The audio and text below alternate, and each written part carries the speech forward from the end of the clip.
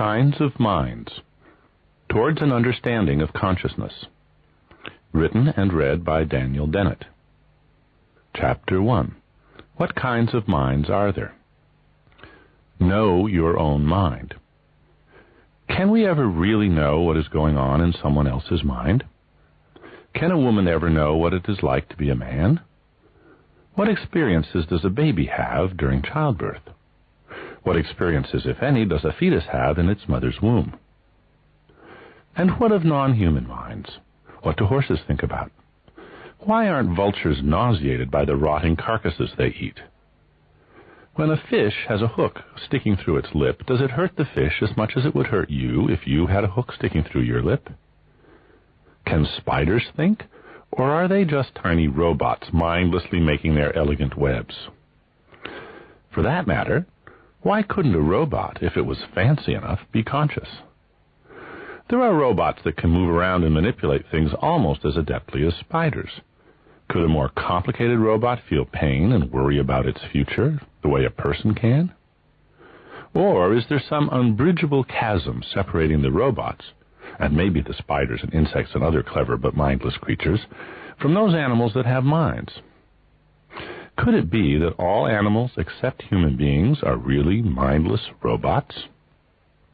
René Descartes notoriously maintained this in the 17th century. Might he have been dead wrong?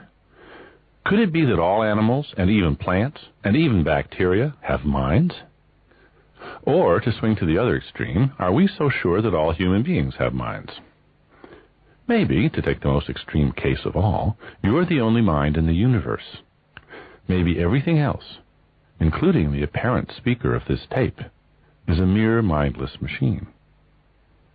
This strange idea first occurred to me when I was a young child, and perhaps it did to you as well. Roughly a third of my students claim that they, too, invented it on their own and mulled it over when they were children. They're often amused to learn that it's such a common philosophical hypothesis that it has a name, solipsism, from Latin for myself alone. Nobody ever takes solipsism seriously for long, as far as we know, but it does raise an important challenge. If we know that solipsism is silly, if we know that there are other minds, how do we know? What kind of minds are there, and how do we know? The first question is about what exists, about, in philosophical parlance, ontology. The second question is about our knowledge, about epistemology. We're not going to try to answer these two questions once and for all, but rather in the next 3 hours or so, I will discuss why these questions have to be answered together. Philosophers often warn against confusing ontological questions with epistemological questions. What exists is one thing, they say. What we can know about it is something else. There may be things that are completely unknowable to us, so we must be careful not to treat the limits of our knowledge as sure guides to the limits of what there is. I agree that this is good general advice, but I will argue that we already know enough about minds to know that one of the things that makes them different from everything else in the universe is the way we know about them. For instance, you know you have a mind and you know you have a brain, but these are different kinds of knowledge. You know you have a brain the way you know you have a spleen, by hearsay. You've never seen your spleen or your brain, I would bet. But since the textbooks tell you that all normal human beings have one of each, you conclude that you almost certainly have one of each as well. You are more intimately acquainted with your mind, so intimately that you might even say that you are your mind. That's what Descartes said. He said he was a mind, a res cogitans, or thinking thing. A book or a teacher might tell you what a mind is, but you wouldn't have to take anybody's word for the claim that you had one. If it occurred to you to wonder whether you were normal and had a mind as other people do, you would immediately realize, as Descartes pointed out, that your very wondering this wonder demonstrated beyond all doubt that you did indeed have a mind. This suggests that each of us knows exactly one mind from the inside, and no two of us know the same mind from the inside. No other kind of thing is known about in that way. And yet, this whole discussion so far has been conducted in terms of how we know, you and I. It presupposes that solipsism is false. The more we reflect on this presupposition, the more unavoidable it appears. There couldn't be just one mind, or at least not just one mind like our minds. We mind-havers, we minders. If we want to consider the question of whether non-human animals have minds, we have to start by asking whether they have minds in some regards like ours, since these are the only minds we know anything about at this point. Try asking yourself whether non-human animals have flurbs. You can't even know what the question is if you don't know what a flurb is supposed to be. Whatever else a mind is, it is supposed to be something like our minds, otherwise we wouldn't call it a mind. So our minds, the only minds we know from the outset, are the standard with which we must begin. Without this agreement, we'll just be fooling ourselves, talking rubbish without knowing it. When I address you, I include us both in the class of mind-havers. This unavoidable starting point creates or acknowledges and in-group a class of privileged characters that set off against everything else in the universe. This is almost too obvious to notice, since it is so deeply enshrined in our thinking and talking, but I must dwell on it. When there's a we, you are not alone. Solipsism is false. There's company present. This comes out particularly clearly if we consider some curious variations. We left Houston at dawn, heading down the road, just me and my truck. Strange. If this fellow thinks his truck is such a worthy companion that it deserves shelter under the umbrella of we, he must be very lonely. Either that or his truck must have been customized in ways that would be the envy of roboticists everywhere. In contrast, we, just me and my dog, doesn't startle us at all. But we, just me and my oyster, is hard to take seriously. In other words, we're pretty sure that dogs have minds, and we're dubious that oysters do. Membership in the class of things that have minds provides an all-important guarantee, the guarantee of a certain sort of moral standing. Only mind-havers can care, only mind-havers can mind what happens. If I do something to you that you don't want me to do, this has moral significance. It matters because it matters to you. It may not matter much, or your interests may be overridden for all sorts of reasons. Or, if I'm punishing you justly for a misdeed of yours, the fact that you care may actually count in favor of my deed. In any event, your caring automatically counts for something in the moral equation. If flowers have minds, then what we do to flowers can matter to them, and not just to those who care about what happens to flowers. If nobody cares, then it doesn't matter what happens to flowers. There are some who would disagree. They would insist that the flowers had some moral standing, even if nothing with a mind knew of or cared about their existence. Their beauty, for instance, no matter how unappreciated, is a good thing in itself, and hence should not be destroyed, other things being equal. Now, this is not the view that the beauty of these flowers matters to God, for instance, or that it might matter to some being whose presence is undetectable by us. It is the view that the beauty matters even though it matters to no one, not to the flowers themselves, and not to God or anybody else. I remain unpersuaded, but rather than dismiss this view outright, I will note that it is controversial and not widely shared. In contrast, it takes no special pleading at all to get most people to agree that something with a mind has interests that matter. That's why people are so concerned, morally, about the question of what has a mind. Any proposed adjustment in the boundary of the class of mind-havers has major ethical significance. We might make mistakes. We might endow mindless things with minds, or we might ignore a mindful thing in our midst. These mistakes would not be equal. To over-attribute minds, to make friends with your houseplants, or lie awake at night worrying about the welfare of the computer asleep on your desk, is, at worst, a silly error of credulity. To under-attribute minds, to disregard or discount or deny the experience, the suffering and joy, the thwarted ambitions and frustrated desires of a mind-having person or animal, would be a terrible sin. After all, how would you feel if you were treated as an inanimate object? Notice, by the way, how this rhetorical question appeals to our shared status as mind-havers. In fact, both errors could have serious moral consequences. If we over-attributed minds, if, for instance, we got it into our heads that since bacteria had minds we couldn't justify killing them, this might lead us to sacrifice the interests of many legitimate interest holders, our friends, our pets, ourselves, for nothing of genuine moral importance. The abortion debate hinges on just such a quandary. Some think it's obvious that a 10-week-old fetus has a mind, and others think it's obvious that it does not. If it does not, then the path is open to argue that it has no more interests than, say, a gangrenous leg or an abscessed tooth. It can be destroyed to save the life or just to suit the interests of the mind-haver of which it is a part.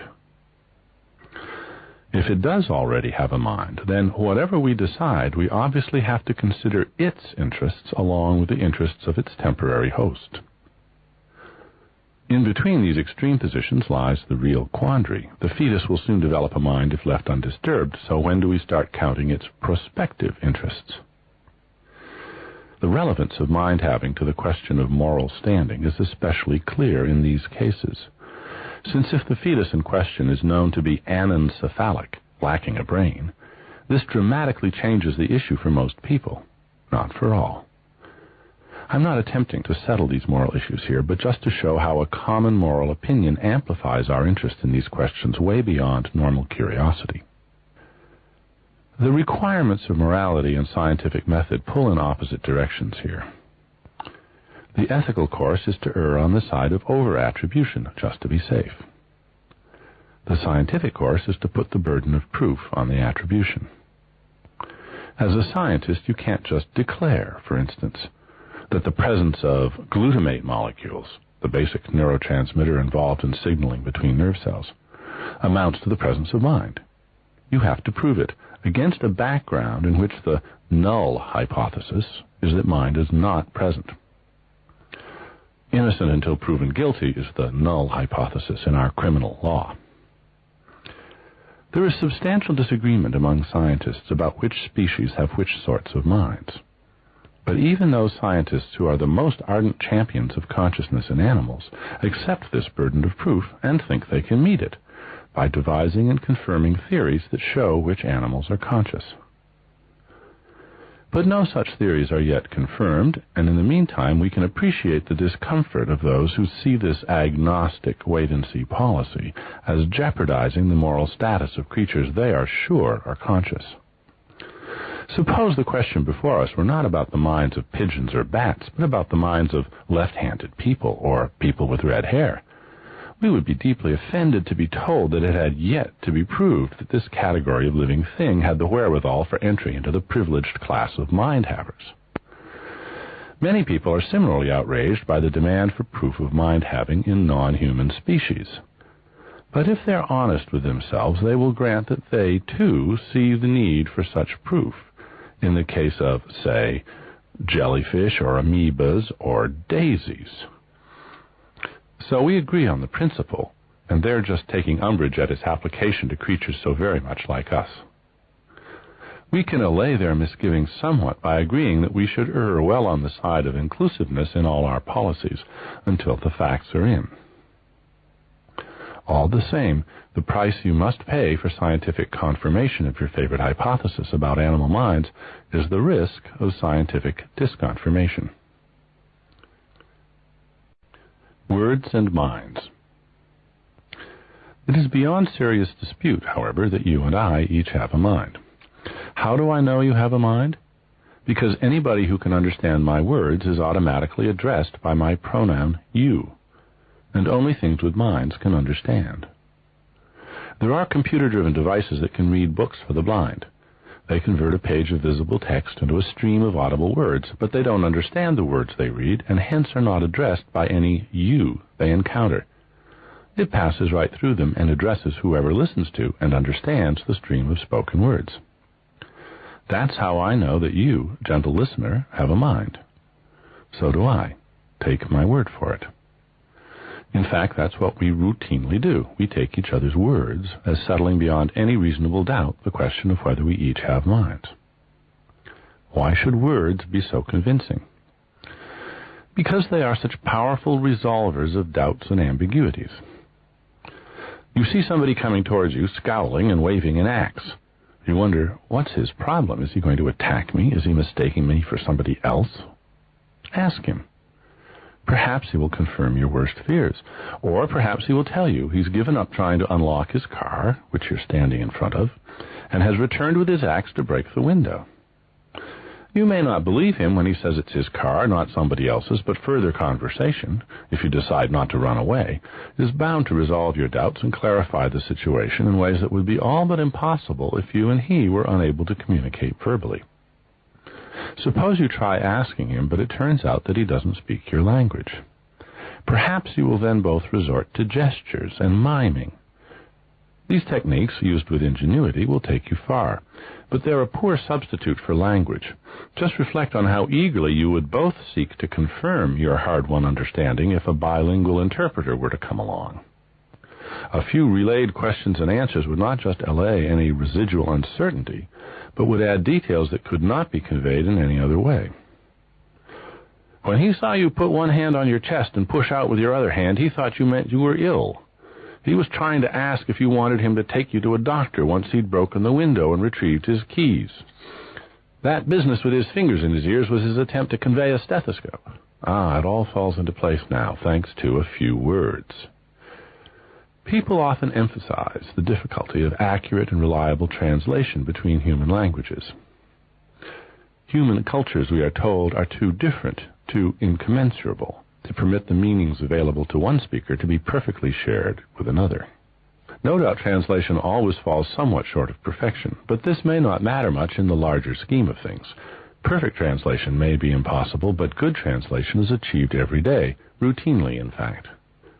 Good translation can be objectively distinguished from not-so-good translation and from bad translation, and it permits all human beings, regardless of race, culture, age, gender, or experience, to unite more closely with one another than individuals of any other species can. We human beings share a subjective world, and know that we do, in a way that is entirely beyond the capacities of any other creatures on the planet, because we can talk to one another. Human beings who don't yet have a language in which to communicate are the exception, and that's why we have a particular problem figuring out what it's like to be a newborn baby or a deaf mute. Conversation unites us. We can all know a great deal about what it's like to be a Norwegian fisherman, or a Nigerian taxi driver, an 80-year-old nun, or a 5-year-old boy blind from birth, a chess master, or a prostitute, or a fighter pilot.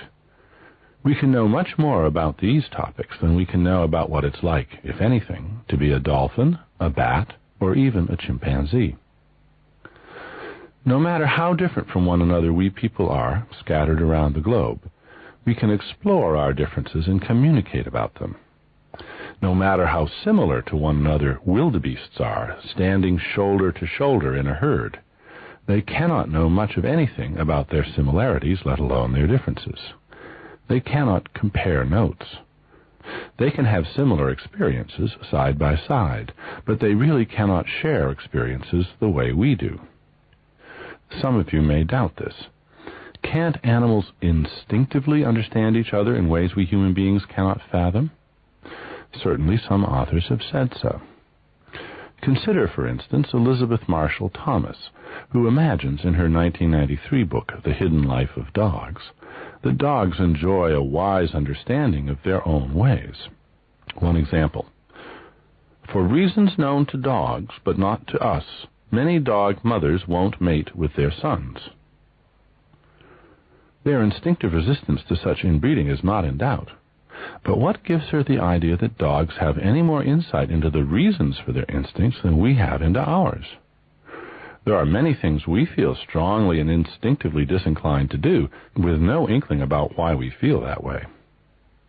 To suppose without proof that dogs have more insight into their urges than we do is to ignore the null hypothesis in an unacceptable way, if we are asking a scientific question. As we shall see, very simple organisms may be attuned to their environments and to each other in strikingly apt ways without having the slightest appreciation of their attunement. We already know from conversation, however, that people are typically capable of a very high order of understanding of themselves and others. Of course, we can be fooled. People often emphasize the difficulty of determining whether a speaker is sincere. Words, by being the most powerful tools of communication, are also the most powerful tools of deception and manipulation. But while it may be easy to lie, it's almost as easy to catch a liar, especially when the lies get large and the logistical problem of maintaining the structure of falsehood overwhelms the liar. In fantasy, we can conjure up infinitely powerful deceivers, but the deceptions that are possible in principle to such an evil demon can be safely ignored in the real world. It would be just too difficult to make up that much falsehood and maintain it consistently. We know that people the world over have much the same likes and dislikes, hopes and fears. We know that they enjoy recollecting favorite events in their lives. We know that they all have rich episodes of waking fantasy, in which they rearrange and revise the details deliberately. We know that they have obsessions, nightmares, and hallucinations. We know that they can be reminded by an aroma or a melody of a specific event in their lives, and that they often talk to themselves silently without moving their lips. Long before there was scientific psychology, long before there was meticulous observation of and experimentation on human subjects, this was all common knowledge. We have known these facts about people since ancient times because we have talked it over with them at great length. We know nothing comparable about the mental lives of any other species because we can't talk it over with them. We may think we know, but it takes scientific investigation to confirm or refute our traditional hunches. The problem of incommunicative minds. It's very hard to tell what somebody is thinking who won't discuss it, or who can't for one reason or another. But we normally suppose that such incommunicative folks are indeed thinking, that they do have minds, even if we can't confirm the details. This much is obvious, if only because we can readily imagine ourselves in a situation in which we would steadfastly refuse to communicate, all the while thinking our private thoughts, perhaps reflecting with amusement on the difficulties that observers were having in figuring out what, if anything, was going on in our minds. Talking, no matter how conclusive its presence may be, is not necessary for having a mind. From this obvious fact, we are tempted to draw a problematic conclusion. There could be entities who do have minds, but who cannot tell us what they're thinking, not because they're paralyzed or suffering from aphasia, the inability to communicate verbally due to localized brain damage, but because they have no capacity for language at all. Now, why do I say this is a problematic conclusion? First, let's consider the case to be made in its favor. Surely, tradition and common sense declare that there are minds without language. Surely our ability to discuss with others what is going on in our minds is just a peripheral talent, in the sense in which one speaks of a computer's laser printer as a peripheral device. The computer can go right on computing without a printer attached. Surely non-human animals, at least some of them, have mental lives. Surely human infants, before they acquire language, and human deaf mutes, even those rare deaf mutes who have never acquired even sign language, have minds. Surely. These minds may doubtless differ in many hard-to-fathom ways from our minds, the minds of those who can understand a conversation such as this, but surely they are minds. Our royal road to the knowledge of other minds, language, does not extend to them, but this is just a limitation on our knowledge, not a limitation on their minds. The prospect arises, then, that there are minds whose contents are systematically inaccessible to our curiosity, unknowable, uncheckable, impenetrable by any investigation. The traditional response to this prospect is to embrace it.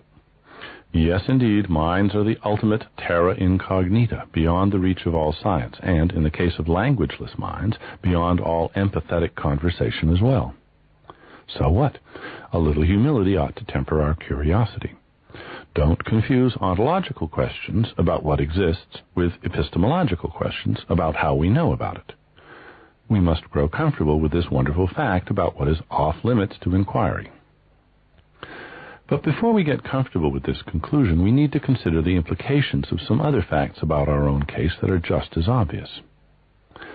We find that we often do clever things without thinking at all. We do them automatically or unconsciously.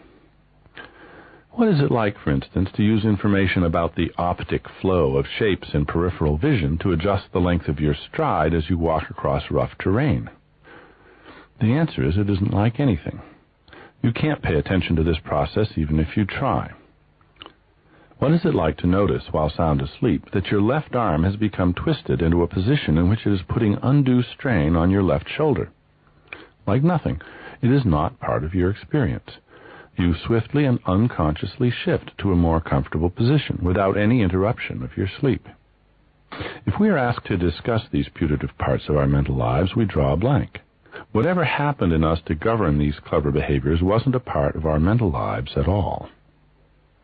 So another prospect to consider is that among the creatures who lack language, there are some that do not have minds at all, but do everything automatically or unconsciously.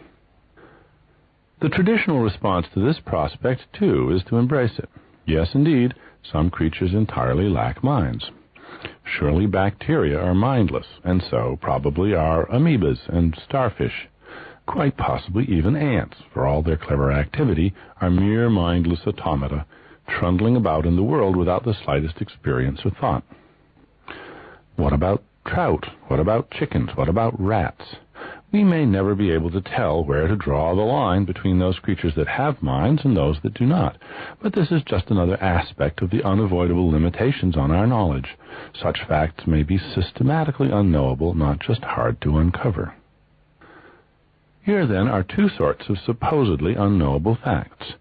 Facts about what is going on in those who have minds but no way of talking about their thoughts, and facts about which creatures have minds at all. These two varieties of off-limits ignorance are not equally easy to accept.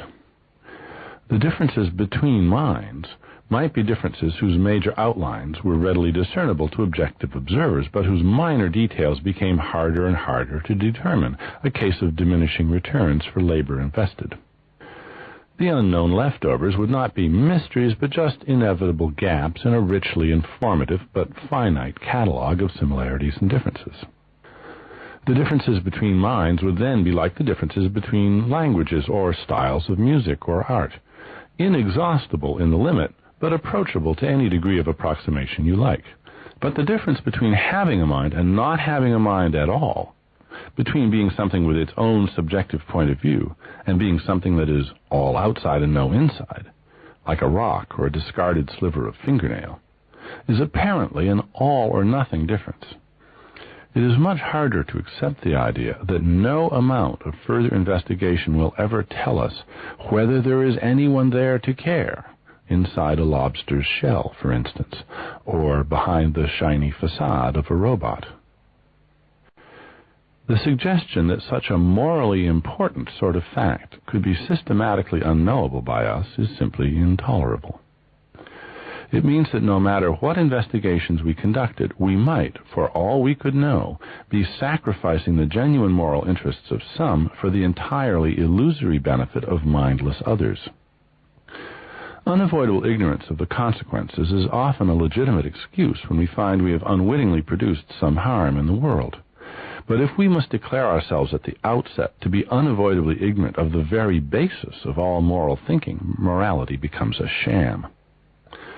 Fortunately, this conclusion is as incredible as it is intolerable. The claim that, say, left-handed people are unconscious zombies that may be dismantled as if they were bicycles is preposterous. So, at the other extreme, is the claim that bacteria suffer, or that carrots mind being plucked unceremoniously from their earthy homes. Obviously, we can know to a moral certainty, which is all that matters, that some things have minds and other things don't. But we don't yet know how we know these facts. The strength of our intuitions about such cases is no guarantee of their reliability.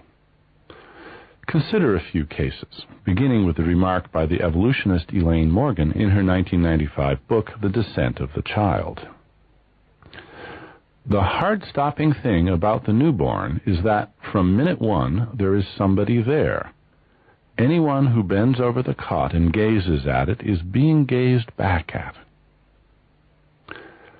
As an observation about how we human observers instinctively react to eye contact, this is right on target, but it thereby shows how easily we can be misled. We can be fooled by a robot, for instance. At the Artificial Intelligence Lab at MIT, Rodney Brooks and Lynn Andrea Stein have assembled a team of roboticists and others, myself included, to build a humanoid robot named Cog. Cog is made of metal and silicon and glass, like other robots, but the design is so different, so much more like the design of a human being, that Cog may someday become the world's first conscious robot. Is a conscious robot possible? I have defended a theory of consciousness, the multiple drafts model of 1991, that implies that a conscious robot is possible in principle, and Cog is being designed with that distant goal in mind. But Cog is nowhere near being conscious yet. Cog cannot yet see or hear or feel at all, but its bodily parts can already move in unnervingly humanoid ways. Its eyes are tiny video cameras, which saccade, dart, to focus on any person who enters the room, and then track that person as he or she moves. Being tracked in this way is an oddly unsettling experience, even for those in the know. Staring into Cog's eyes while Cog stares mindlessly back can be quite heart-stopping to the uninitiated, but there's nobody there, not yet, in any case. Cog's arms, unlike those of standard robots, both real and cinematic, move swiftly and flexibly like your arms. When you press on Cog's extended arm, it responds with an uncannily humanoid resistance that makes you want to exclaim in stock horror movie fashion, "It's alive! It's alive!" It isn't, but the intuition to the contrary is potent. While we're imagining arms, let's consider a variation with a different moral. A man's arm has been cut off in a terrible accident, but the surgeons think they can reattach it. While it is lying there, still soft and warm, on the operating table, does it feel pain? If so, we should inject some Novocaine into it, especially if we plan to use a scalpel to cut back any tissue on the amputated arm before attempting the reunion. A silly suggestion, you reply. It takes a mind to feel pain, and as long as the arm is not attached to a body with a mind, whatever you do to the arm can't cause suffering in any mind. But perhaps the arm has a mind of its own. Perhaps it has always had one, but has just been unable to talk to us about it. Well, why not? It does have a substantial number of nerve cells in it, still firing away. If we found a whole organism with that many active nerve cells in it, we would be strongly inclined to suppose that it was capable of experiencing pain, even if it couldn't express itself in terms we could understand. Here intuitions collide. Arms don't have minds, in spite of containing plenty of the processes and materials that tend to persuade us that some non-human animals do have minds. Is it behavior that counts? Suppose you pinched the thumb of the amputated arm, and it pinched you back. Would you then decide to give it Novocaine? If not, why not? Because its reaction would have to be an automatic reflex? How can you be so sure? Is it something about the organization of those nerve cells that makes the difference?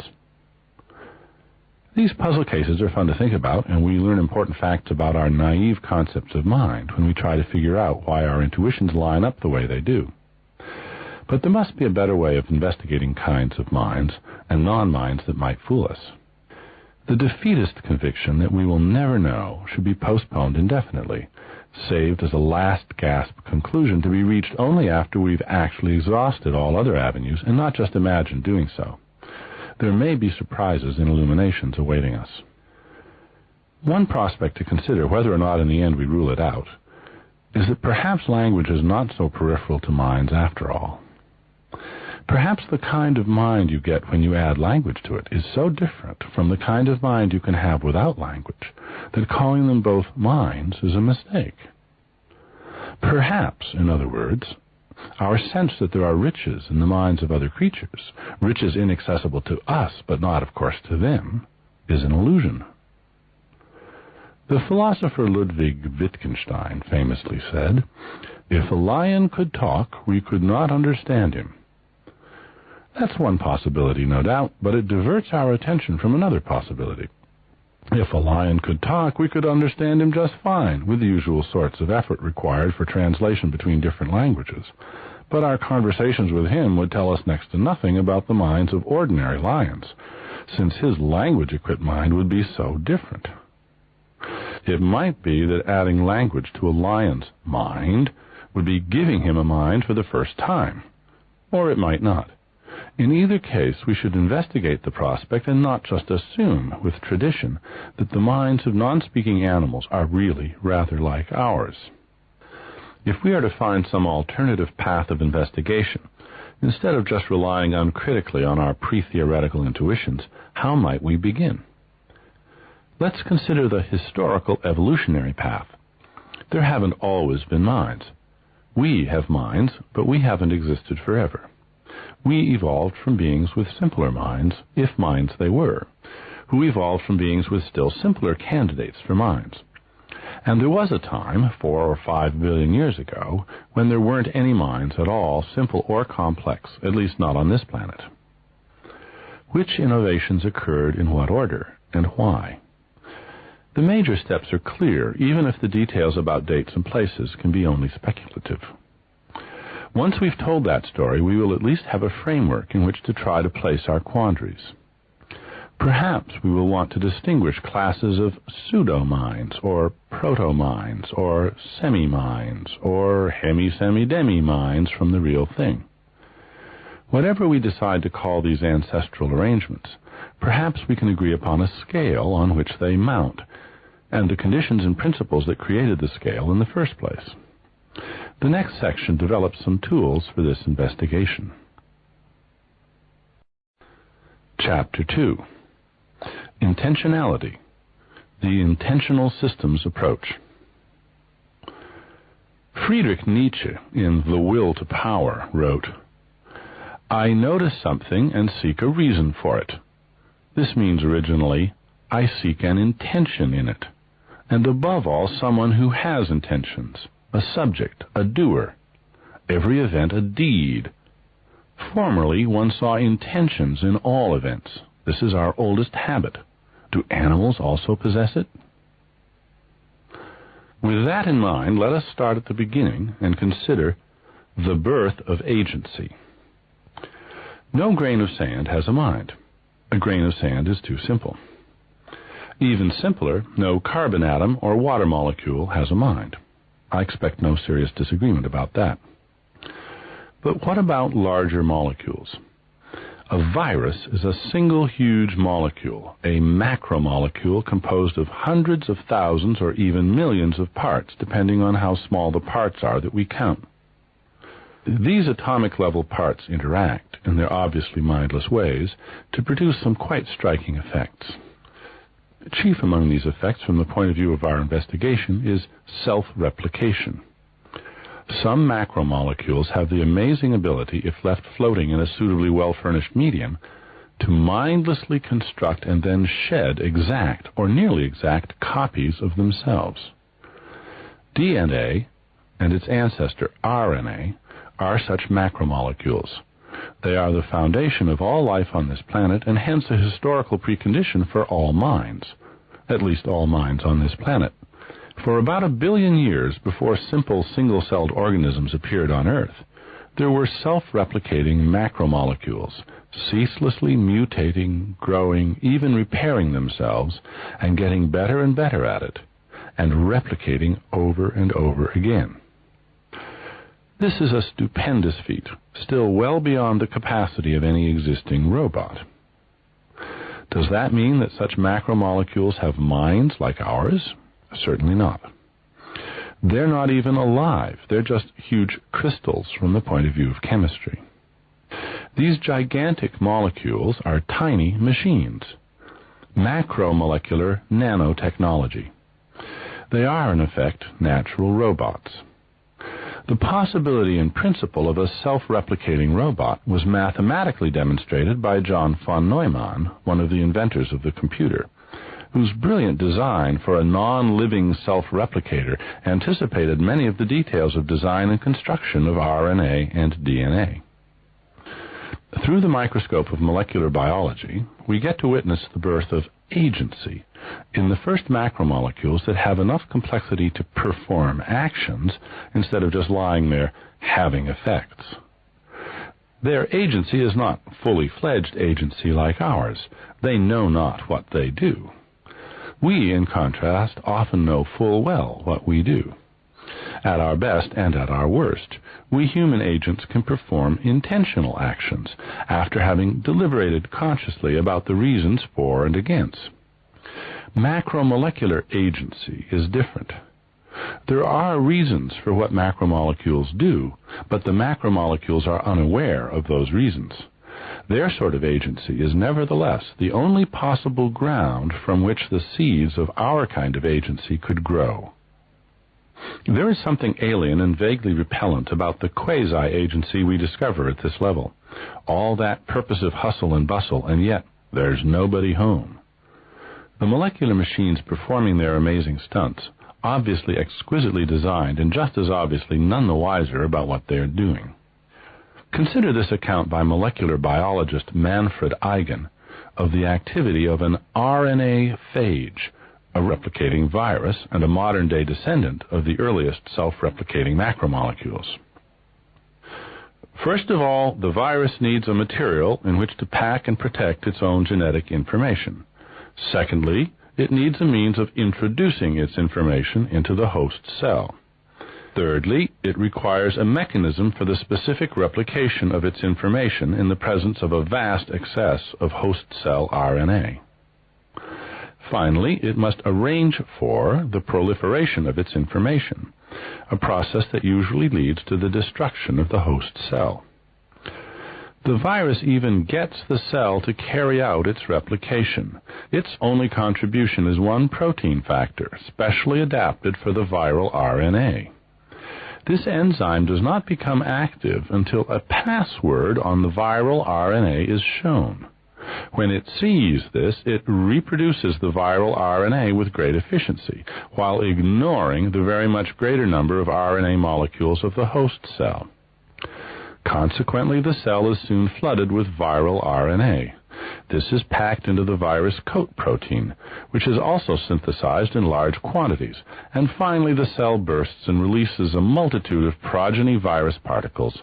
All this is a program that runs automatically and is rehearsed down to the smallest detail. The author has helped himself to a rich vocabulary of agency words.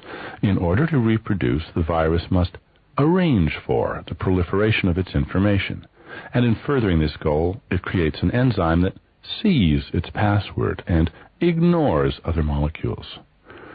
This is poetic license, to be sure. These words have had their meanings stretched for the occasion. But what an irresistible stretch! The agency words draw attention to the most striking features of the phenomena. These macromolecules are systematic. Their control systems are not just efficient at what they do, they are appropriately sensitive to variation, opportunistic, ingenious, devious. They can be fooled, but only by novelties not regularly encountered by their ancestors. These impersonal, unreflective, robotic, mindless little scraps of molecular machinery are the ultimate basis of all the agency, and hence meaning, and hence consciousness in the world. It is rare for such a solid and uncontroversial scientific fact to have such potent implications for structuring all subsequent debate about something as controversial and mysterious as minds. So let's pause to remind ourselves of these implications. There is no longer any serious informed doubt about this. We are the direct descendants of these self-replicating robots.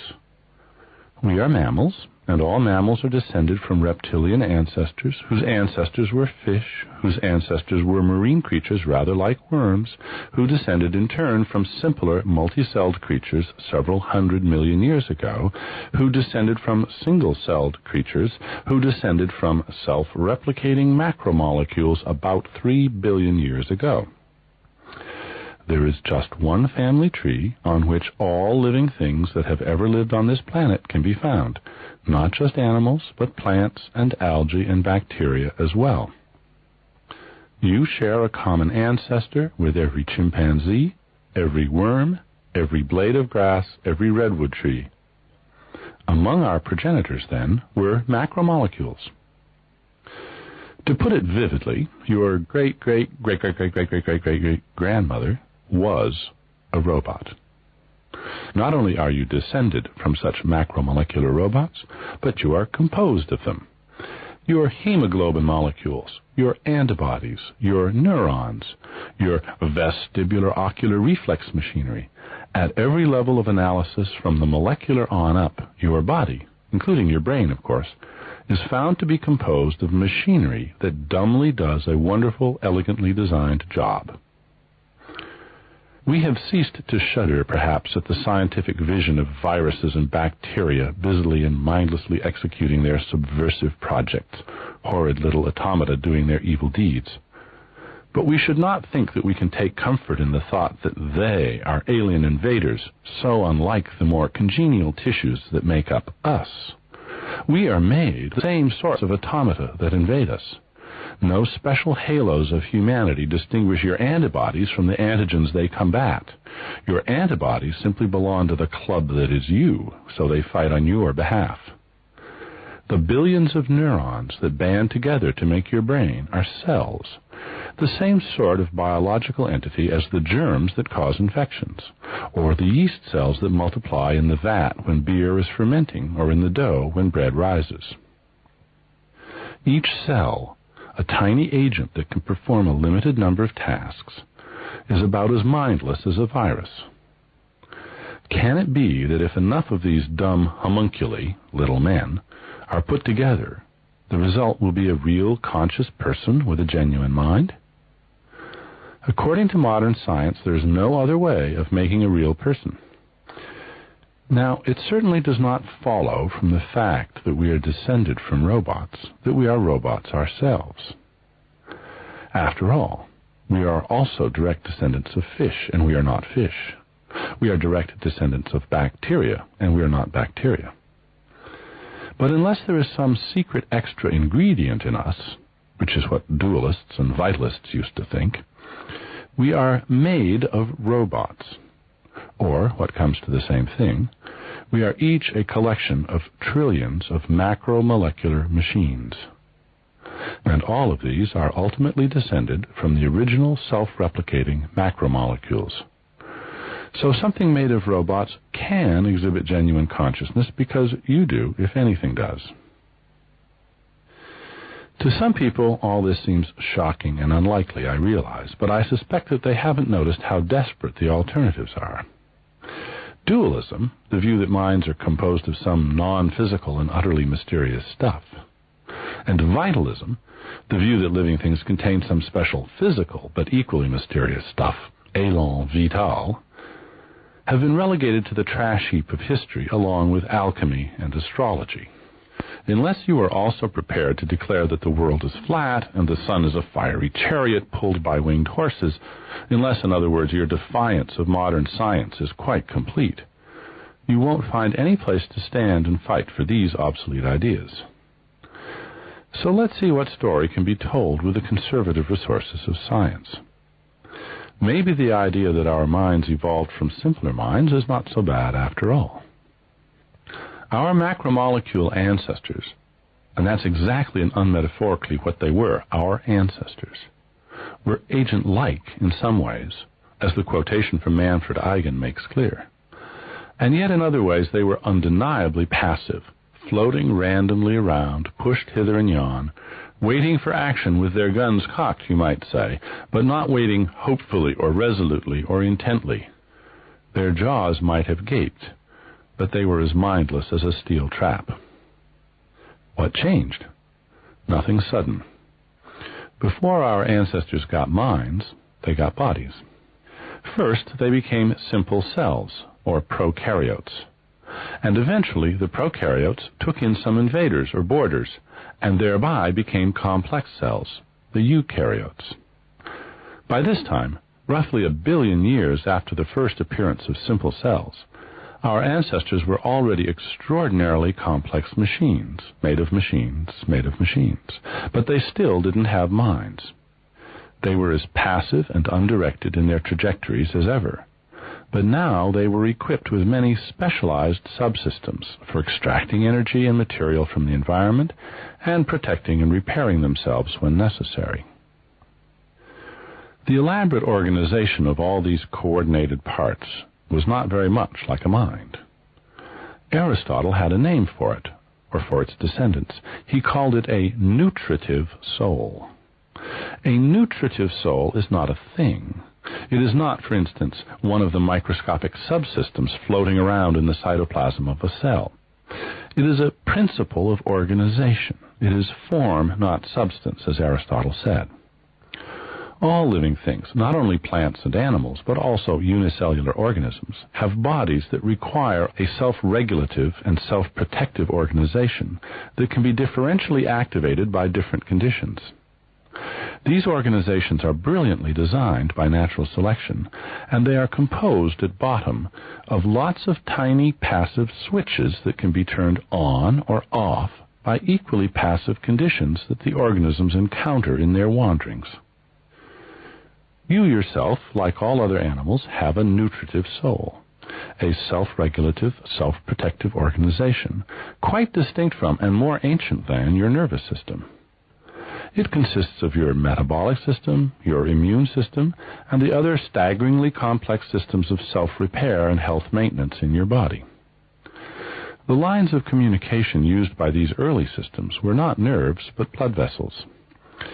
Long before there were telephones and radios, there was the postal service, reliably, if rather slowly, transporting physical packages of valuable information around the world.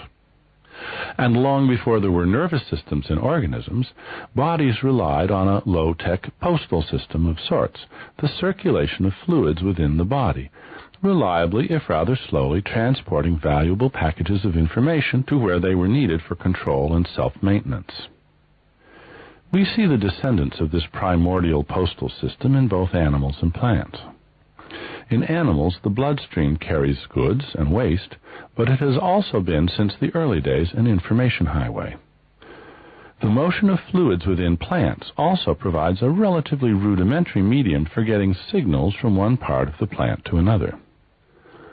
But in animals, we can see a major design innovation: the evolution of simple nervous systems, ancestors of the autonomic nervous system, capable of swifter and more efficient information transmission, but still devoted in the main to internal affairs. An autonomic nervous system is not a mind at all, but rather a control system more along the lines of the nutritive soul of a plant that preserves the basic integrity of the living system. We sharply distinguish these ancient systems from our minds, and yet, curiously, the closer we look at the details of their operation, the more mind-like we find them to be. The little switches are like primitive sense organs, and the effects that are produced when these switches are turned on and off are like intentional actions.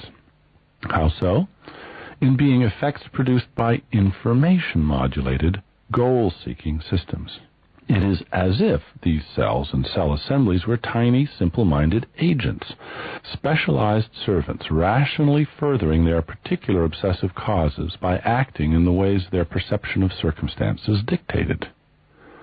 The world is teeming with such entities, ranging from the molecular to the continental in size, and including not only natural objects, such as plants, animals, and their parts, and the parts of their parts, but also many human artifacts. Thermostats, for example. I call all these entities, from the simplest to the most complex, intentional systems, and I call the perspective from which their agenthood, pseudo or genuine, is made visible, the intentional stance. Adopting the intentional stance. The intentional stance is the strategy of interpreting the behavior of an entity, person, animal, artifact, whatever, by treating it as if it were a rational agent who governed its choice of action by a consideration of its beliefs and desires. These terms in scare quotes have been stretched out of their home use in what's often called folk psychology, the everyday psychological discourse we use to discuss the mental lives of our fellow human beings. The intentional stance is the attitude or perspective we routinely adopt toward one another. So adopting the intentional stance toward something else seems to be deliberately anthropomorphizing it. How could this possibly be a good idea? I will try to show that if done with care, adopting the intentional stance is not just a good idea, but the key to unraveling the mysteries of the mind, all kinds of minds. It is a method that exploits similarities in order to discover differences, the huge collection of differences that have accumulated between the minds of our ancestors and ours, and also between our minds and those of our fellow inhabitants of the planet. It must be used with caution. We must walk a tightrope between vacuous metaphor on the one hand and literal falsehood on the other. Improper use of the intentional stance can seriously mislead the unwary researcher, but properly understood it can provide a sound and fruitful perspective in several different fields, exhibiting underlying unity in the phenomena and directing our attention to the crucial experiments that need to be conducted. The basic strategy of the intentional stance is to treat the thing we're considering as an agent, in order to predict, and thereby explain, in one sense, its actions or moves. The distinctive features of the intentional stance can best be seen by contrasting it with two more basic stances or strategies of prediction, the physical stance and the design stance. The physical stance is simply the standard laborious method of the physical sciences, in which we use whatever we know about the laws of physics and the physical constitution of the things in question to devise our prediction. When I predict that a stone released from my hand will fall to the ground, I'm using the physical stance. I don't attribute beliefs and desires to the stone. I attribute mass or weight to the stone and rely on the law of gravity to deliver my prediction. For things that are neither alive nor artifacts, the physical stance is the only available strategy, though it can be conducted at various levels of detail from the subatomic to the astronomical. Explanations of why water bubbles when it boils, how mountain ranges come into existence, and where the energy in the sun comes from, are explanations from the physical stance. Every physical thing, whether designed or alive or not, is subject to the laws of physics, and hence behaves in ways that can be explained and predicted from the physical stance. If the thing I release from my hand is an alarm clock or a goldfish, I make the same prediction about its downward trajectory on the same basis. And even a model airplane or a bird, which may well take a different trajectory when released, behaves in ways that obey the laws of physics at every scale and at every moment. Alarm clocks, or thermostats, being, unlike the rock, designed objects, are also amenable to a fancier style of prediction from the design stance. The design stance is a wonderful shortcut which we all use all the time. Suppose someone gives me a new digital alarm clock. It's a make and model quite novel to me, but a brief examination of its exterior buttons and displays convinces me that if I depress a few buttons just so, then, some hours later, the alarm clock will make a loud noise. I don't know what kind of noise it will be, but it will be sufficient to awaken me. I don't need to work out the specific physical laws that explain this marvelous regularity. I don't need to take the thing apart, weighing its parts and measuring the voltages. I simply assume that it has a particular design, the design we call an alarm clock, and that it will function properly, as designed. I'm prepared to risk quite a lot on this prediction. Not my life, perhaps, but my waking up in time to get to my scheduled lecture or catch a train. Design stance predictions are riskier than physical stance predictions because of the extra assumptions I have to take on board, that an entity is designed as I suppose it to be, and that it will operate according to that design. That is, it will not malfunction. Design things are occasionally misdesigned, and sometimes they break. But this moderate price I pay in riskiness is more than compensated by the tremendous ease of prediction. Design stance prediction, when applicable, is a low-cost, low-risk shortcut, enabling me to finesse the tedious application of my limited knowledge of physics. In fact, we all routinely risk our lives on design stance predictions. We unhesitatingly plug in and turn on electrical appliances that could kill us if miswired. We voluntarily step into buses we know will soon accelerate us to lethal speeds. We calmly press buttons in elevators we have never been in before. Design stance prediction works wonderfully on well-designed artifacts, but it also works wonderfully on Mother Nature's artifacts, living things and their parts. Long before the physics and chemistry of plant growth and reproduction were understood, our ancestors quite literally bet their lives on the reliability of their design stance knowledge of what seeds were supposed to do when planted. If I press a few seeds into the ground just so, then, in a few months, with a modicum of further care from me, there will be food here to eat. We have just seen that design stance predictions are risky compared with physical stance predictions, which are safe but tedious to work out. And an even riskier and swifter stance is the intentional stance. It can be viewed, if you like, as a subspecies of the design stance, in which the design thing is an agent of sorts. Suppose we apply it to the alarm clock. This alarm clock is my servant if I command it to wake me up. By giving it to understand a particular time of awakening, I can rely on its internal ability to perceive when that time has arrived and dutifully execute the action it has promised. As soon as it comes to believe that the time for noise is now, it will be motivated, thanks to my earlier instructions, to act accordingly. No doubt the alarm clock is so simple that this fanciful anthropomorphism is, strictly speaking, unnecessary for our understanding of why it does what it does.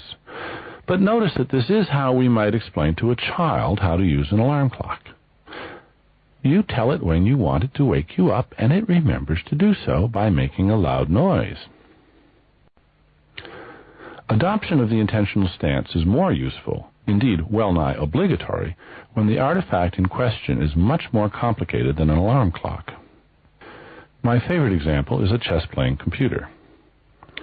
There are hundreds of different computer programs that can turn a computer, whether it's a laptop or a supercomputer, into a chess player. For all their differences at the physical level and the design level, these computers all succumb neatly to the same simple strategy of interpretation. Just think of them as rational agents who want to win and who know the rules and principles of chess and the positions of the pieces on the board. Instantly, your problem of predicting and interpreting their behavior is made vastly easier than it would be if you tried to use the physical or the design stance. At any moment in the chess game, simply look at the chessboard and draw up a list of all the legal moves available to the computer when it is its turn to play. There will usually be several dozen candidates. Why restrict yourself to legal moves? Because, you reason, it wants to play winning chess and knows it must make only legal moves to win. So, being rational, it restricts itself to these. Now rank the legal moves from best, wisest, most rational, to worst, stupidest, most self-defeating. And make your prediction. The computer will make the best move. You may well not be sure what the best move is. The computer may appreciate the situation better than you do. But you can almost always eliminate all but 4 or 5 candidate moves, which still gives you tremendous predictive leverage. Sometimes, when the computer finds itself in a tough predicament, with only one non-suicidal move to make, a forced move, you can predict its move with supreme confidence. Nothing about the laws of physics forces this move, and nothing about the specific design of the computer forces this move. The move is forced by the overwhelmingly good reasons for making it and not any other move. Any chess player constructed out of whatever physical materials would make it. Even a ghost or an angel would make it. You come up with your intentional stance prediction on the basis of your bold assumption that no matter how the computer program has been designed, it has been designed well enough to be moved by such a good reason. You predict its behavior as if it were a rational agent. The intentional stance is undeniably a useful shortcut in such a case, but how seriously should we take it? What does a computer care, really, about whether it wins or loses?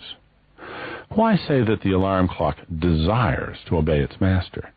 We can use this contrast between natural and artificial goals to heighten our appreciation of the fact that all real goals ultimately spring from the predicament of a living, self-protective thing. But we must also recognize that the intentional stance works when it does, whether or not the attributed goals are genuine or natural or really appreciated by the so-called agent. And this tolerance is crucial to understanding how genuine goal-seeking could be established in the first place. Does the macromolecule really want to replicate itself? The intentional stance explains what is going on, regardless of how we answer that question.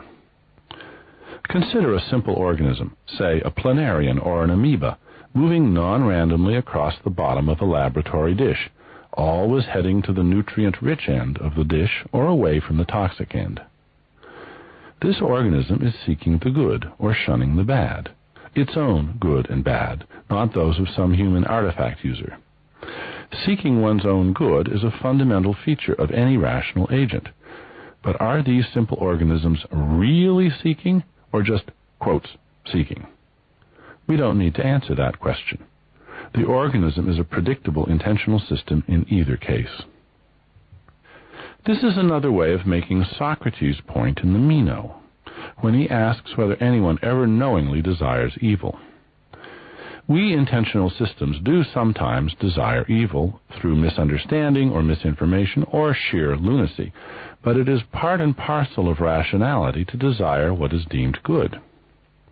It is this constitutive relationship between the good and the seeking of the good that is endorsed, or rather enforced, by the natural selection of our forebears.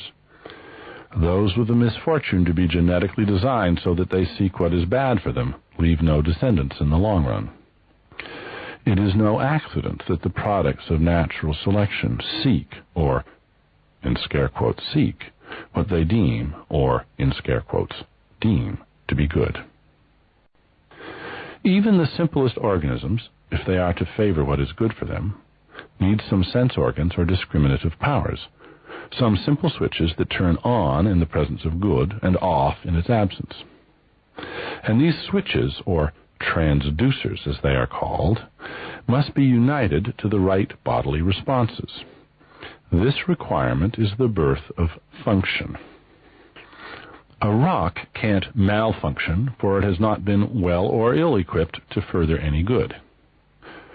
When we decide to interpret an entity from the intentional stance, it is as if we put ourselves in the role of its guardian, asking ourselves, in effect, if I were in this organism's predicament, what would I do? And here we expose the underlying anthropomorphism of the intentional stance. We treat all intentional systems as if they were just like us, which of course they are not.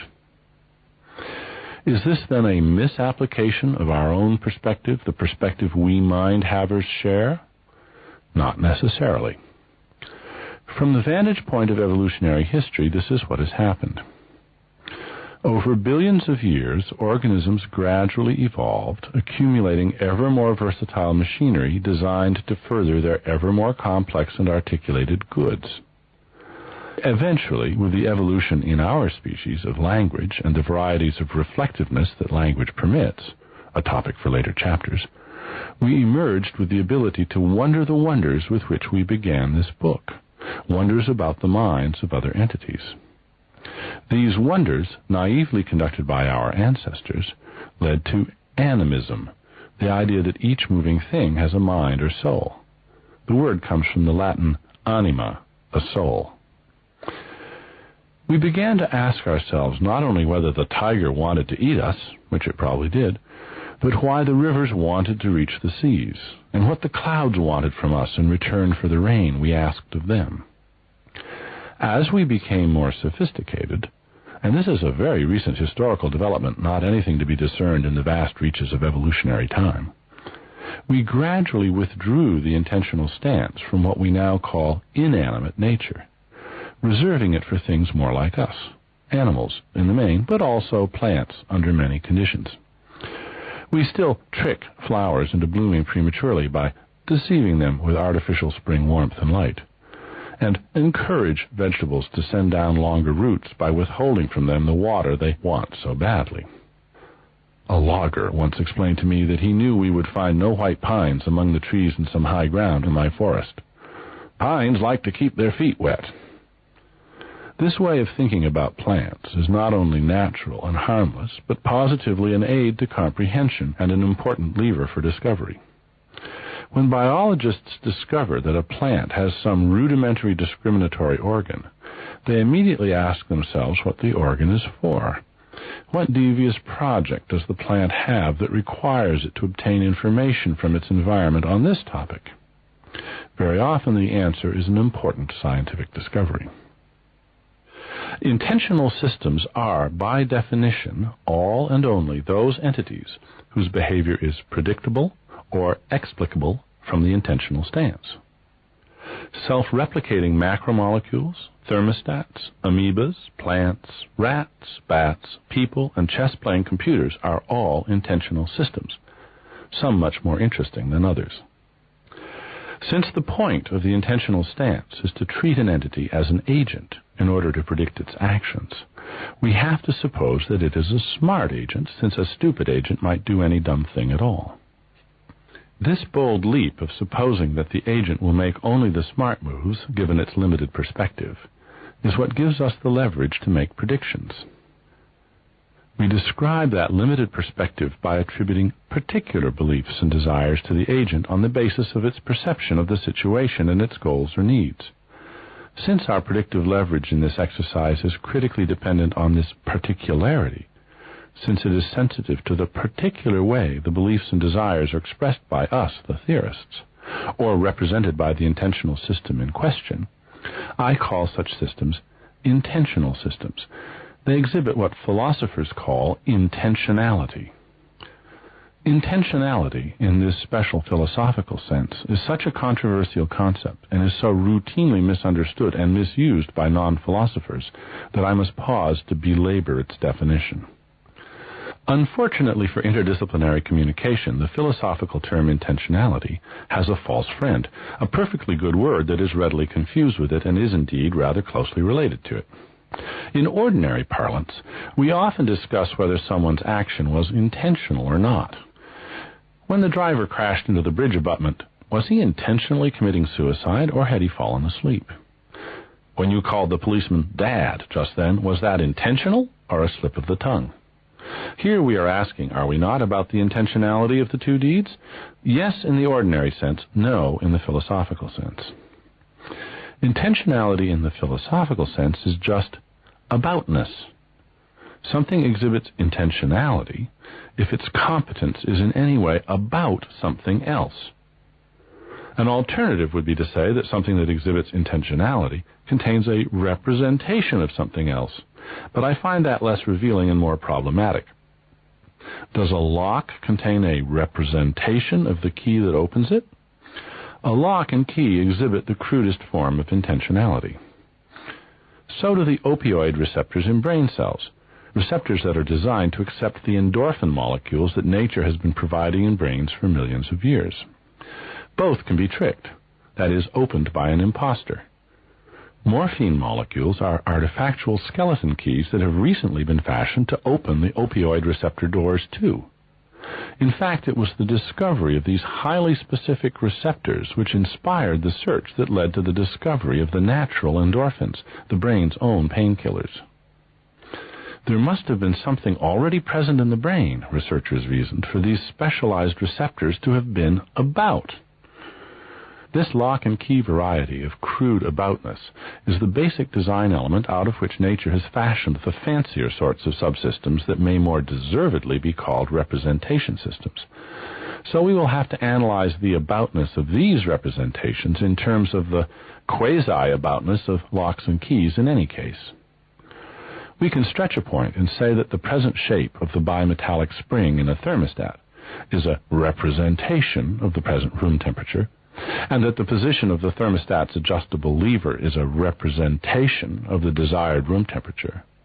But we can equally well deny that these are, properly speaking, representations. They do, however, embody information about room temperature, and it is by virtue of that embodiment that they contribute to the competence of a simple intentional system. Why do philosophers call aboutness intentionality? It all goes back to the medieval philosophers who coined the term, noting the similarity between such phenomena and the act of aiming an arrow at something, intendere arcum in. Intentional phenomena are equipped with metaphorical arrows, you might say, aimed at something or other, at whatever it is the phenomena are about, or refer to, or allude to. But of course, many phenomena that exhibit this minimal sort of intentionality do not do anything intentionally in the everyday sense of the term. Perceptual states, emotional states, and states of memory, for example, all exhibit aboutness without necessarily being intentional in the ordinary sense. They can be entirely involuntary or automatic responses to one thing or another. There is nothing intentional in the ordinary sense about recognizing a horse when it looms into view. But your state of recognition exhibits very particular aboutness. You recognize it as a horse.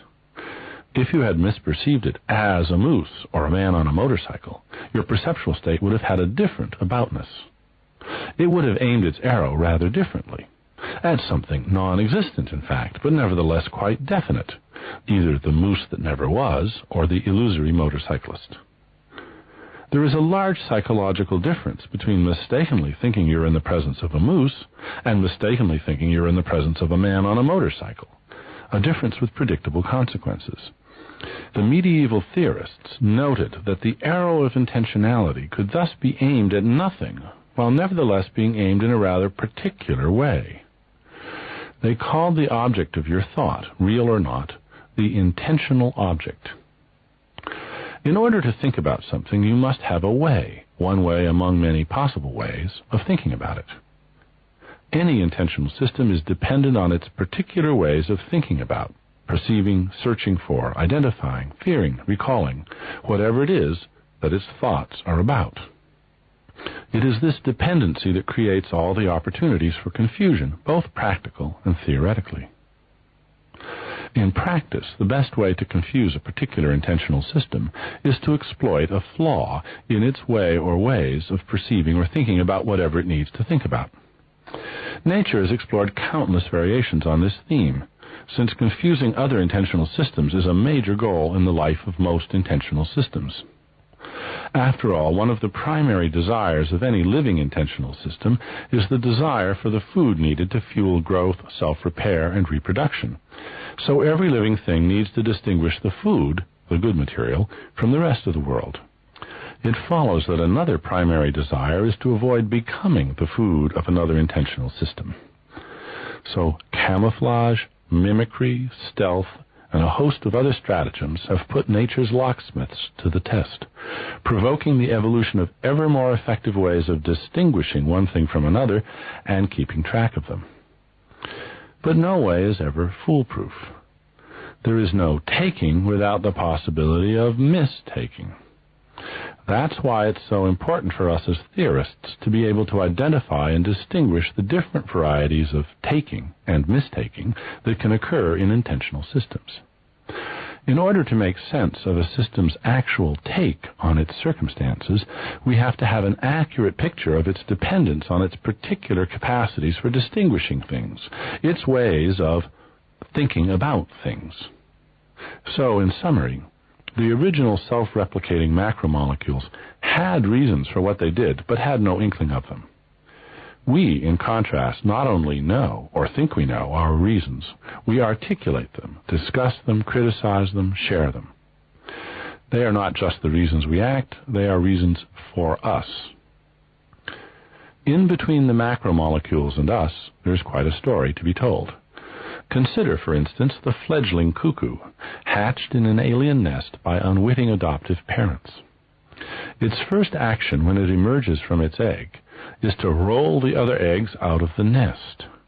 This is not an easy task, and it is quite astonishing to watch the ferocious single-mindedness and resourcefulness with which the baby bird overcomes whatever obstacles lie in its way to jettison the other eggs.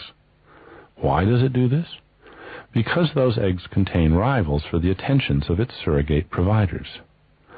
By disposing of these rivals, it maximizes the food and protective care it will receive. The newborn cuckoo is, of course, oblivious. It has no inkling of this rationale for its ruthless act. But the rationale is there, and has undoubtedly shaped this innate behavior over the eons. We can see it, even if the cuckoo can't. I call such a rationale free-floating, because it is nowhere represented in the fledgling or anywhere else, even though it is operative over evolutionary time in shaping and refining the behavior in question, in providing for its informational needs, for instance.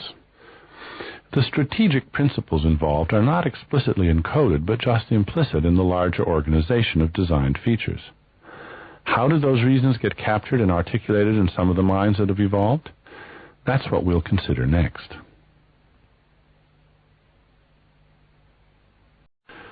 Chapter 3. The Body and Its Minds. From Sensitivity to Sentience.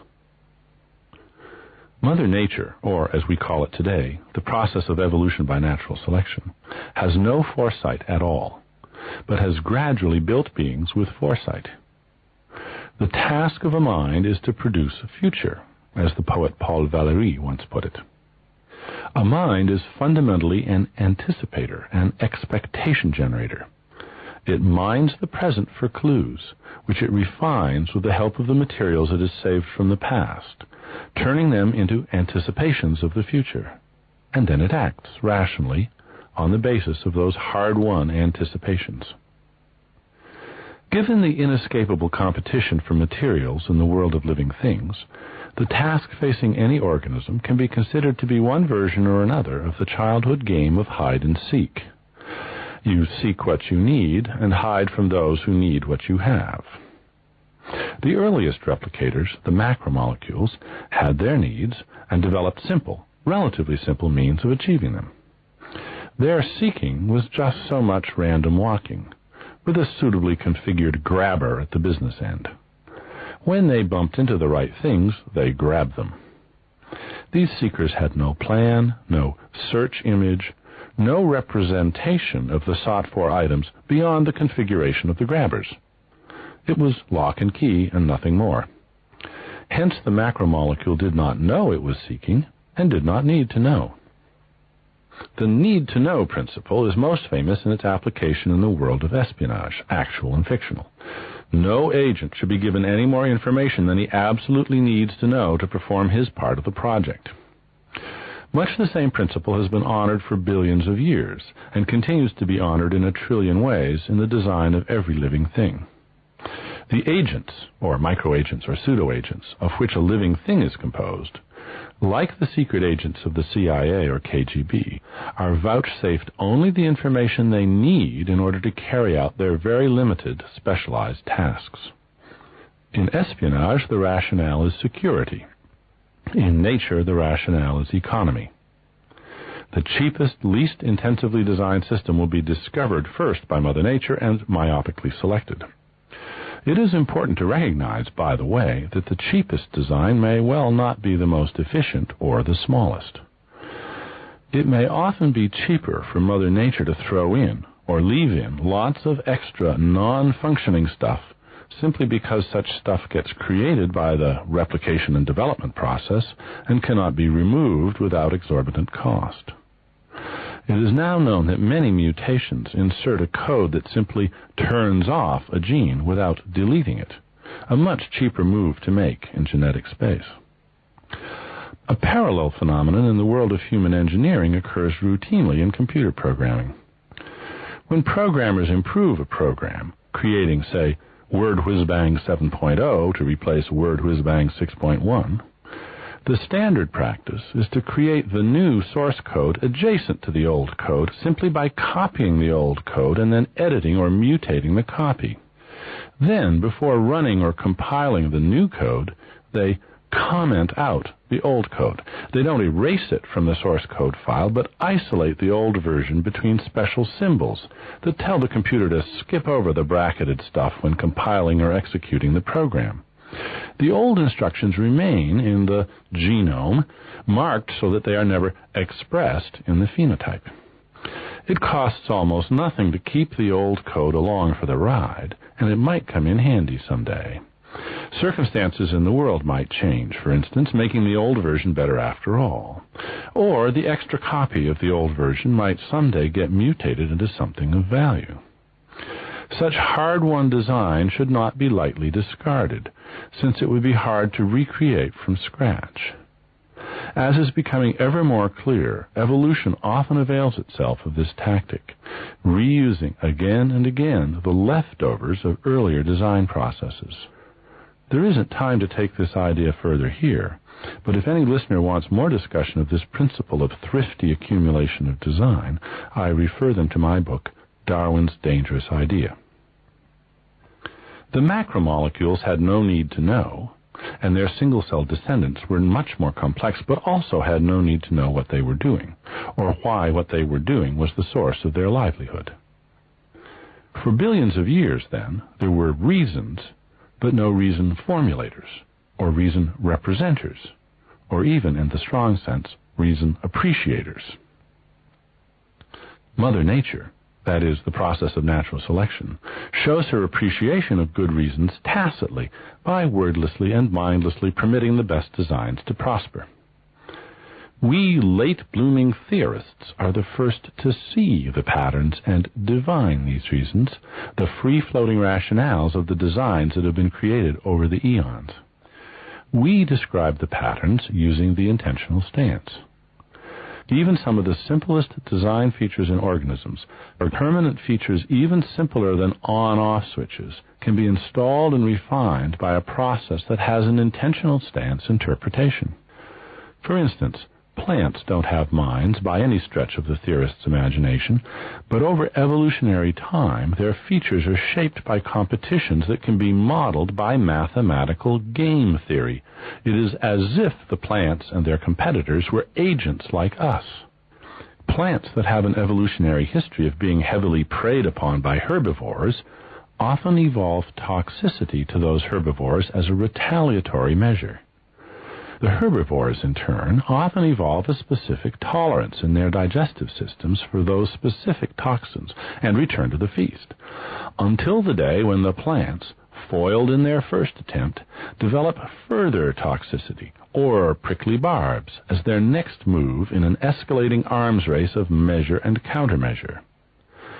At some point, the herbivores may choose not to retaliate, but rather to discriminate, turning to other food sources.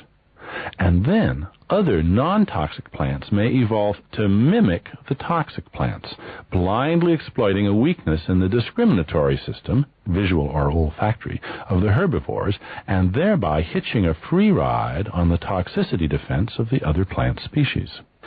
The free-floating rationale is clear and predictive, even though neither the plants nor the digestive systems of the herbivores have minds in anything like the ordinary sense. All this happens at an achingly slow pace by our standards.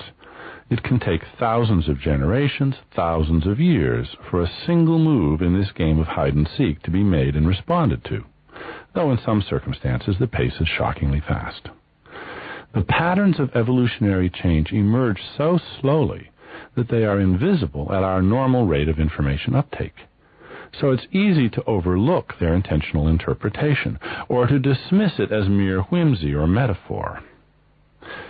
This bias in favor of our normal pace might be called timescale chauvinism. Take the smartest, quickest-witted person you know, and imagine filming her in action in ultra-slow motion, say 30,000 frames per second, to be projected at the normal rate of 30 frames per second. A single lightning riposte, a witticism offered without skipping a beat, would now emerge like a glacier from her mouth, boring even the most patient moviegoer. Who could divine the intelligence of her performance, an intelligence that would be unmistakable at normal speed? We are also charmed by mismatched timescales in the opposite direction, as time-lapse photography has vividly demonstrated.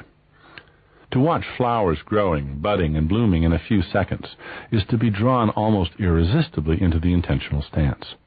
See how that plant is striving upward, racing its neighbor for a favored place in the sun, defiantly thrusting its own leaves into the light, parrying the counterblows, ducking and weaving like a boxer. The very same patterns, projected at different speeds, can reveal or conceal the presence of a mind or the absence of a mind, or so it seems. Spatial scale also shows a powerful built-in bias. If gnats were the size of seagulls, more people would be sure they had minds. If we had to look through microscopes to see the antics of otters, we would be less confident that they were fun-loving. In order for us to see things as mindful, they have to happen at the right pace. And when we do see something as mindful, we don't have much choice. The perception is almost irresistible. But is this just a fact about our bias as observers, or is it a fact about minds? What is the actual role of speed in the phenomenon of mind?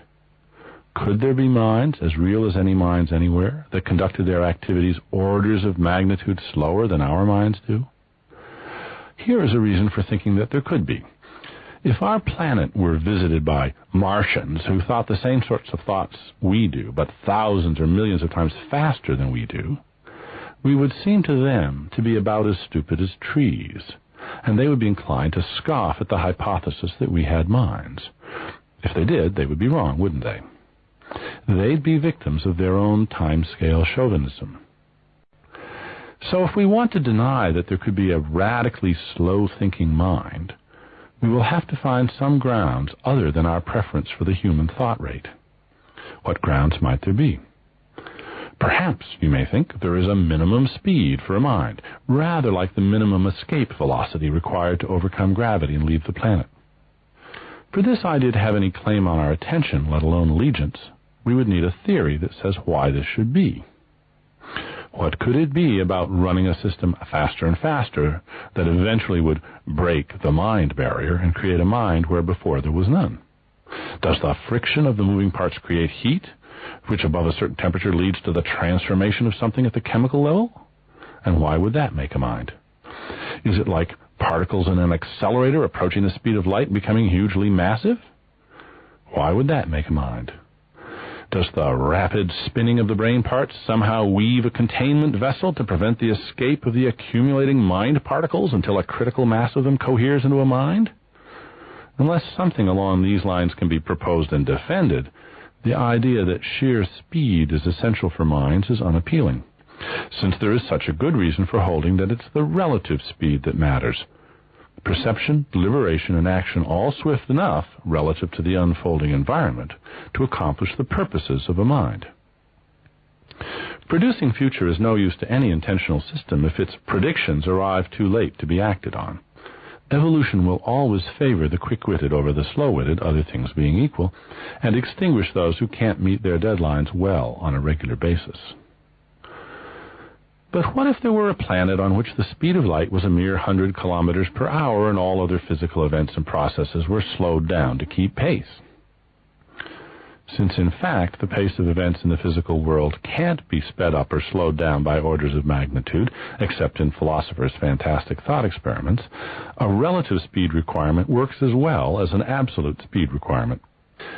Given the speed at which thrown stones approach their targets, and given the speed at which light bounces off those incoming stones, and given the speed at which audible warning calls can be propagated through the atmosphere, and given the force that must be marshaled to get 100 kilograms of body running at 20 kilometers per hour to veer sharply to the left or right, given these and a host of other firmly fixed performance specifications, useful brains have to operate at quite definite minimum speeds, independently of any fanciful emergent properties that might also be produced only at certain speeds.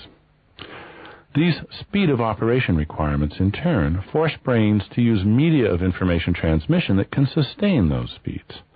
That's one good reason why it can matter what a mind is made of, and there may be others. When the events in question unfold at a more stately pace, something mind-like can occur in other media. These patterns are discernible in these phenomena only when we adopt the intentional stance. Over very long periods of time, species or lineages of plants and animals can be sensitive to changing conditions and respond to the changes they sense in rational ways. That's all it takes for the intentional stance to find predictive and explanatory leverage. Over much shorter periods of time, individual plants can respond appropriately to changes they sense in their environment, growing new leaves and branches to exploit the available sunlight, extending their roots toward water, and even in some species temporarily adjusting the chemical composition of their edible parts to ward off the sensed onslaught of transient herbivores. These sorts of slow-paced sensitivity, like the artificial sensitivity of thermostats and computers, may strike us as mere second-rate imitations of the phenomenon that really makes the difference, sentience. Perhaps we can distinguish mere intentional systems from genuine minds by asking whether the candidates in question enjoy sentience. Well, what is it? Sentience has never been given a proper definition, but it is the more or less standard term for what is imagined to be the lowest grade of consciousness. We may wish to entertain the strategy at about this point of contrasting sentience with mere sensitivity, a phenomenon exhibited by single-celled organisms, plants, the fuel gauge in your car, and the film in your camera.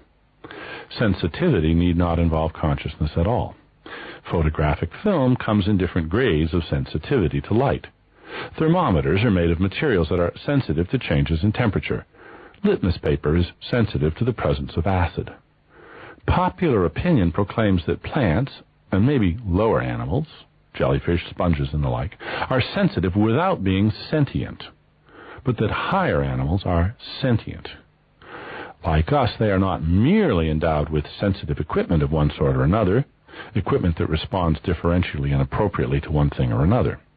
They enjoy some further property called sentience. So says popular opinion. But what is this commonly proclaimed property? What does sentience amount to above and beyond sensitivity? This is a question that is seldom asked and has never been properly answered. We shouldn't assume that there's a good answer. We shouldn't assume, in other words, that it's a good question. If we want to use the concept of sentience, we will have to construct it from parts we understand. Everybody agrees that sentience requires sensitivity plus some further as yet unidentified factor X. So if we direct our attention to the different varieties of sensitivity and the roles in which they are exploited, keeping a sharp lookout for something that strikes us as a crucial addition, we may discover sentience along the way. Then we can add the phenomenon of sentience to our unfolding story. Or alternatively, the whole idea of sentience as a special category may evaporate. One way or another, we will cover the ground that separates conscious us from the merely sensitive, insentient macromolecules we are descended from. One tempting place to look for the key difference between sensitivity and sentience is in the materials involved, the media in which information travels and is transformed. The media and the messages. We must look more closely at the development I sketched at the beginning of Chapter 2 about agency. The earliest control systems were really just body protectors. Plants are alive, but they don't have brains. They don't need them, given their lifestyle. They do, however, need to keep their bodies intact and properly situated to benefit from the immediate surroundings. And for this they evolved systems of self-governance or control that took account of the crucial variables and reacted accordingly. Their concerns, and hence their rudimentary intentionality, was either directed inward to internal conditions or directed to conditions at the all-important boundaries between the body and the cruel world. The responsibility for monitoring and making adjustments was distributed, not centralized. Local sensing of changing conditions could be met by local reactions, were largely independent of each other. This could sometimes lead to coordination problems, with one team of microagents acting at cross purposes to another. There are times when independent decision-making is a bad idea. If everybody decides to lean to the right when the boat tips to the left, the boat may well tip over to the right. But in the main, the minimalist strategies of plants can be well met by highly distributed decision-making, modestly coordinated by the slow, rudimentary exchange of information by diffusion in the fluids coursing through the plant body. Might plants then just be very slow animals, enjoying sentience that has been overlooked by us because of our timescale chauvinism? Since there is no established meaning to the word sentience, we are free to adopt one of our own choosing if we can motivate it. We could refer to the slow but reliable responsiveness of plants to their environment as sentience if we wanted. But we would need some reason to distinguish this quality from the mere sensitivity exhibited by bacteria and other single-celled life forms, to say nothing of light meters and cameras. There's no ready candidate for such a reason, and there's a fairly compelling reason for reserving the term sentience for something more special. Animals have slow body maintenance systems rather like those of plants, and common opinion differentiates between the operation of these systems and an animal's sentience. Animals have had slow systems of body maintenance for as long as there have been animals. Some of the molecules floating along in such media as the bloodstream are themselves operatives that directly do things for the body. For instance, some of them destroy toxic invaders in one-on-one combat. Some are more like messengers, whose arrival at and recognition by some larger agent tells the larger agent to do things, for instance, to speed up the heart rate or initiate vomiting. Sometimes the larger agent is the entire body. For instance, when the pineal gland in some species detects a general decrease in daily sunlight, it broadcasts to the whole body a hormonal message to begin preparing for winter, a task with many subtasks, all set into motion by one message. Although activity in these ancient hormonal systems may be accompanied by powerful instances of what we may presume to be sentience, such as waves of nausea, or dizzy feelings, or chills, or pangs of lust, these systems operate independently of those sentient accompaniments, for instance, in sleeping or comatose animals. Doctors speak of brain-dead human beings kept alive on respirators as being in a vegetative state when these body maintenance systems alone are keeping life and limb together. Sentience is gone, but sensitivity of many sorts persists, maintaining various bodily balances. Or at least that's how many people would want to apply these two words. In animals, this complex system of biochemical packets of control information was eventually supplemented by a swifter system running in a different medium, traveling pulses of electrical activity in nerve fibers. This opened up a space of opportunities for swifter reactions, but also permitted the control to be differently distributed because of the different geometries of connection possible in this new system, the autonomic nervous system. The concerns of the new system were still internal, or at any rate immediate in both space and time. Should the body shiver now, or should it sweat? Should the digestive processes in the stomach be postponed because of more pressing needs for the blood supply? Should the countdown to ejaculation begin? And so forth. The interfaces between the new medium and the old had to be worked out by evolution, and the history of that development has left its mark on our current arrangements, making them much more complicated than one might have expected. Ignoring these complexities has often led theorists of mind astray, myself included, so we should note them briefly. One of the fundamental assumptions shared by many modern theories of mind is known as functionalism. The basic idea is well known in everyday life and has many proverbial expressions, such as, handsome is as handsome does. What makes something a mind, or a belief, or a pain, or a fear, is not what it is made of, but what it can do. We appreciate this principle as uncontroversial in other areas, especially in our assessment of artifacts. What makes something a spark plug is that it can be plugged into a particular situation and deliver a spark when called upon. That's all that matters. Its color or material or internal complexity can vary ad lib, and so can its shape, as long as its shape permits it to meet the specific dimensions of its functional role. In the world of living things, functionalism is widely appreciated. A heart is something for pumping blood, and an artificial heart or a pig's heart may do just about as well, and hence can be substituted for a diseased heart in a human body. There are more than 100 chemically different varieties of the valuable protein lysozyme. What makes them all instances of lysozyme is what makes them valuable, what they can do. They are interchangeable for almost all intents and purposes. In the standard jargon of functionalism, these functionally defined entities admit multiple realizations. Why couldn't artificial minds, like artificial hearts, be made real, realized, out of almost anything?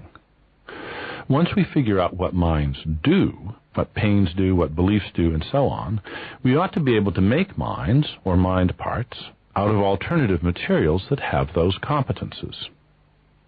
And it has seemed obvious to many theorists, myself included, that what minds do is process information. Minds are the control systems of bodies, and in order to execute their appointed duties, they need to gather, discriminate, store, transform, and otherwise process information about the control tasks they perform. So far, so good. Functionalism, here as elsewhere, promises to make life easier for the theorist by abstracting away from some of the messy particularities of performance and focusing on the work that is actually getting done. But it's almost standard for functionalists to oversimplify their conception of this task, making life too easy for the theorist. It's tempting to think of a nervous system, either an autonomic nervous system or its later companion, a central nervous system, as an information network tied at various specific places, transducer or input nodes and effector or output nodes, to the realities of the body. A transducer is any device that takes information in one medium, a change in the concentration of oxygen in the blood, a dimming of the ambient light, a rise in temperature, and translates it into another medium. A photoelectric cell transduces light in the form of impinging photons into an electronic signal, in the form of electrons streaming through a wire. A microphone transduces sound waves into signals in the same electronic medium. A bimetallic spring in a thermostat transduces changes in ambient temperature into a bending of the spring, and that in turn is typically translated into the transmission of an electrical signal down a wire to turn a heater on or off. The rods and cones in the retina of the eye are the transducers of light into the medium of nerve signals. The eardrum transduces sound waves into vibrations, which eventually get transduced by the hair cells on the basilar membrane into the same medium of nerve signals. There are temperature transducers distributed throughout the body, and motion transducers in the inner ear, and a host of other transducers of other information. An effector is any device that can be directed by some signal in some medium to make something happen in another medium, to bend an arm, close a pore, secrete a fluid, make a noise. In a computer, there is a nice, neat boundary between the outside world and the information channels. The input devices, such as the keys on the keyboard, the mouse, the microphone, the television camera, all transduce information into a common medium, the electronic medium in which bits are transmitted, stored, transformed. A computer can have internal transducers, too, such as a temperature transducer that informs the computer that it is overheating, or a transducer that warns it of irregularities in its power supply. But these count as input devices since they extract information from the internal environment and put it in the common medium of information processing. It would be theoretically clean if we could insulate information channels from outside events in a body's nervous system, so that all the important interactions happened at identifiable transducers and effectors. The division of labor this would permit is often very illuminating. Consider a ship with a steering wheel located at some great distance from the rudder it controls. You can connect the wheel to the rudder with ropes, or with gears and bicycle chains, wires and pulleys, or with a hydraulic system of high-pressure hoses filled with oil, or water, or whiskey for that matter. In one way or another, these systems transmit to the rudder the energy that the helmsman supplies when turning the wheel. Or you can connect the wheel to the rudder with nothing but a few thin wires through which electronic signals pass. You don't have to transduce the energy, just the information about how the helmsman wants the rudder to turn.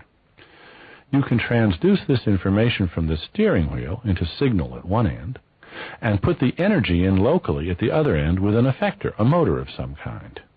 You can also add feedback messages, which are transduced at the motor rudder end, and sent up to control the resistance to turning of the wheel so that the helmsman can sense the pressure of the water on the rudder as it turns. This feedback is standard these days in power steering in automobiles, but was dangerously missing in the early days of power steering.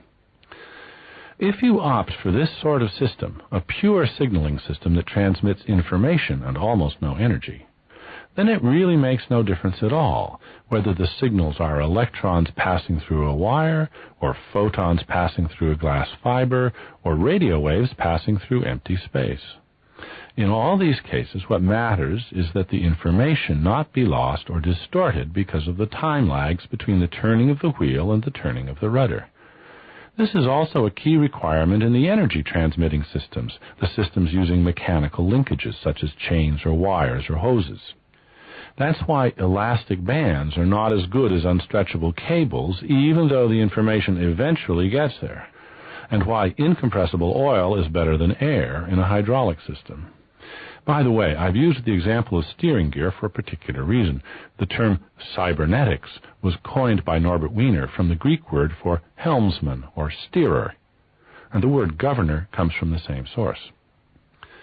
In modern machines, it is often possible in this way to isolate the control system from the system that is controlled, so that control systems can be readily interchanged with no loss of function. The familiar remote controllers of electronic appliances are obvious examples of this, and so are electronic ignition systems, replacing the old mechanical linkages and other computer chip-based devices in automobiles. And up to a point, the same freedom from particular media is a feature of animal nervous systems, whose parts can be quite clearly segregated into the peripheral transducers and effectors and the intermediary transmission pathways. One way of going deaf, for instance, is to lose your auditory nerve to cancer. The sound-sensitive parts of the ear are still intact, but the transmission of the results of their work to the rest of the brain has been disrupted. This destroyed avenue can now be replaced by a prosthetic link, a tiny cable made of a different material, wire, just as in a standard computer. And since the interfaces at both ends of the cable can be matched to the requirements of the existing healthy materials, the signal can get through. Hearing is restored.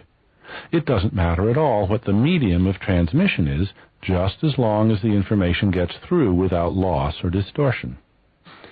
This important theoretical idea sometimes leads to serious confusions, however.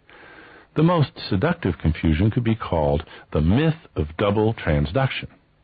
First, the nervous system transduces light, sound, temperature, and so forth into neural signals, trains of impulses in nerve fibers, and second, in some special central place, it transduces these trains of impulses into some other medium, the medium of consciousness. That's what Descartes thought, and he suggested that the pineal gland, right in the center of the brain, was the place where this second transduction took place, into the mysterious, non-physical medium of the mind. Today, almost no one working on the mind thinks there is any such non-physical medium. Strangely enough, though, the idea of a second transduction into some special physical or material medium in some yet-to-be-identified place in the brain continues to beguile unwary theorists. It is as if they saw, or thought they saw, that since peripheral activity in the nervous system was mere sensitivity, there had to be some more central place where the sentience was created. After all, a live eyeball disconnected from the rest of the brain cannot see, has no conscious visual experience, so that must happen later, when the mysterious X is added to mere sensitivity to yield sentience. The reasons for the persistent attractiveness of this idea are not hard to find. One is tempted to think that mere nerve impulses couldn't be the stuff of consciousness, that they need translation somehow into something else. Otherwise, the nervous system would be like a telephone system without anybody home to answer the phone, or a television network without any viewers, or a ship without a helmsman. It seems as if there has to be some central agent or boss or audience to take in, to transduce all the information and appreciate it, and then steer the ship. The idea that the network itself, by virtue of its intricate structure, and hence powers of transformation, and hence capacity for controlling the body, could assume the role of the inner boss and thus harbor consciousness seems preposterous, initially. But some version of this claim is the materialist's best hope. Here is where the very complications that ruin the story of the nervous system as a pure information processing system can be brought in to help our imaginations by distributing a portion of the huge task of appreciation back into the body. My body has a mind of its own. Antonio Damasio, in his 1994 book Descartes' Error, subtitled Emotion, Reason, and the Human Brain, wrote this: Nature appears to have built the apparatus of rationality not just on top of the apparatus of biological regulation, but also from it and with it. With that in mind, I want to consider the medium of information transfer in the nervous system. It is electrochemical pulses traveling through the long branches of nerve cells. Not like electrons traveling through a wire at the speed of light, but in a much slower traveling chain reaction. A nerve fiber is a sort of elongated battery in which chemical differences on the inside and outside of the nerve cell's wall induce electric activities that then propagate along the wall at varying speeds, much faster than molecule packets could be shipped through fluid, but much, much slower than the speed of light. When nerve cells come in contact with each other at junctures called synapses, a microeffector microtransducer interaction takes place. The electrical pulse triggers the release of neurotransmitter molecules, which cross the gap by old-fashioned diffusion. The gap is very narrow, and are then transduced into further electrical pulses. A step backward, one might think, into the ancient world of molecular lock and key. Especially when it turns out that in addition to the neurotransmitter molecules, such as glutamate, which seem to be more or less neutral all-purpose synapse crossers, there are a variety of neuromodulator molecules which, when they find the locks in the neighboring nerve cells, produce all sorts of changes of their own. Would it be right to say that the nerve cells transduce the presence of these neuromodulator molecules in the same way that other transducers notice the presence of antigens or oxygen or heat? If so, then there are transducers at virtually every joint in the nervous system, adding input to the stream of information already being carried along by the electrical pulses. And there are also effectors everywhere, secreting neuromodulators and neurotransmitters into the outside world of the rest of the body, where they diffuse to produce many different effects. The crisp boundary between the information processing system and the rest of the world, the rest of the body, breaks down. It has always been clear that wherever you have transducers and effectors, an information system's media neutrality, or multiple realizability, disappears. In order to detect light, for instance, you need something photosensitive, something that will respond swiftly and reliably to photons, amplifying their subatomic arrival into larger-scale events that can trigger still further events. Rhodopsin is one such photosensitive substance, and this protein has been the material of choice in all natural eyes, from ants to fish to eagles to people. Artificial eyes might use some other photosensitive element, but not just anything will do. In order to identify and disable an antigen, you need an antibody that has the right shape, since the identification is by the lock and key method. This limits the choice of antibody building materials to molecules that can fold up into these shapes, and this severely restricts the molecule's chemical composition, though not completely, as the example of lysozyme varieties shows. In theory, every information processing system is tied at both ends, you might say, to transducers and effectors whose physical composition is dictated by the jobs they have to do. In between, everything can be accomplished by media-neutral processes. The control systems for ships, automobiles, oil refineries, and other complex human artifacts are media-neutral, as long as the media used can do the job in the available time. The neural control systems for animals, however, are not really media-neutral. Not because the control systems have to be made of particular materials in order to generate that special aura or buzz or whatever, but because they evolved as the control systems of organisms that already were lavishly equipped with highly distributed control systems, and the new systems had to be built on top of and in deep collaboration with these earlier systems. The only reason minds depend on the chemical composition of their mechanisms or media is that in order to do the things these mechanisms must do, they have to be made, as a matter of biohistorical fact, from substances compatible with the pre-existing bodies they control. Functionalism is opposed to vitalism and other forms of mysticism about the intrinsic properties of various substances. There is no more anger or fear in adrenaline than there is silliness in a bottle of whiskey. These substances per se are as irrelevant to the mental as gasoline or carbon dioxide. It is only when their abilities to function as components of larger functional systems depend on their internal composition that their so-called intrinsic nature matters. The fact that your nervous system, unlike the control system of a modern ship, is not an insulated media-neutral control system, the fact that it affects and transduces at almost every juncture, forces us to think about the functions of their parts in a more complicated and realistic way. This recognition makes life slightly more difficult for functionalist philosophers of mind. 1,000 philosophical thought experiments, including my own 1978 story, Where Am I?, have exploited the intuition that I am not my body, but my body's owner. In a heart transplant operation, you want to be the recipient, not the donor. But in a brain transplant operation, you want to be the donor. You go with the brain, not the body. In principle, as many philosophers have argued, I might even trade in my current brain for another by replacing the medium while preserving only the message. I could travel by teleportation, for instance, as long as the information was perfectly preserved. In principle, yes, but only because one would be transmitting information about the whole body, not just the nervous system. One cannot tear me apart from my body, leaving a nice clean edge, as philosophers have often supposed. My body contains as much of me, the values and talents and memories and dispositions that make me who I am, as does my nervous system.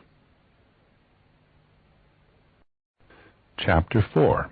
How Intentionality Came into Focus. The Tower of Generate and Test. In order to see farther ahead in time, it helps to see farther into space. What began as internal and peripheral monitoring systems slowly evolved into systems that were capable of not just proximal, neighboring, but distal, distant discrimination. This is where perception comes into its own. The sense of smell, or olfaction, relies on the wafting from afar of harbinger keys to local locks. The trajectories of these harbingers are relatively slow, variable, and uncertain because of random dispersal and evaporation. Thus, information about the source they emanate from is limited. Hearing depends on sound waves striking the system's transducers, and because the paths of sound waves are swifter and more regular, perception can come closer to approximating action at a distance. But sound waves can deflect and bounce in ways that obscure their source. Vision depends on the much swifter arrival of photons bounced off the things in the world, on definitively straight-line trajectories, so that with a suitably shaped pinhole and optional lens arrangement, an organism can obtain instantaneous, high-fidelity information about events and surfaces far away. How did this transition from internal to proximal to distal intentionality take place? Evolution created armies of specialized internal agents to receive the information available at the peripheries of the body. There is just as much information encoded in the light that falls on a pine tree as there is in the light that falls on a squirrel. But the squirrel is equipped with millions of information-seeking microagents specifically designed to take in and even to seek out and interpret this information.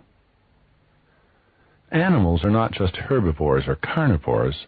They are, in the nice coinage of the psychologist George Miller, informivores.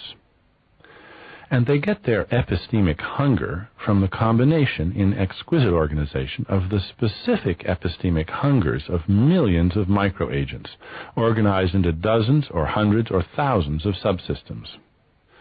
Each of these tiny agents can be conceived of as an utterly minimal intentional system, whose life project is to ask a single question over and over and over. Is my message coming in now? Is my message coming in now? And springing into limited but appropriate action whenever the answer is yes.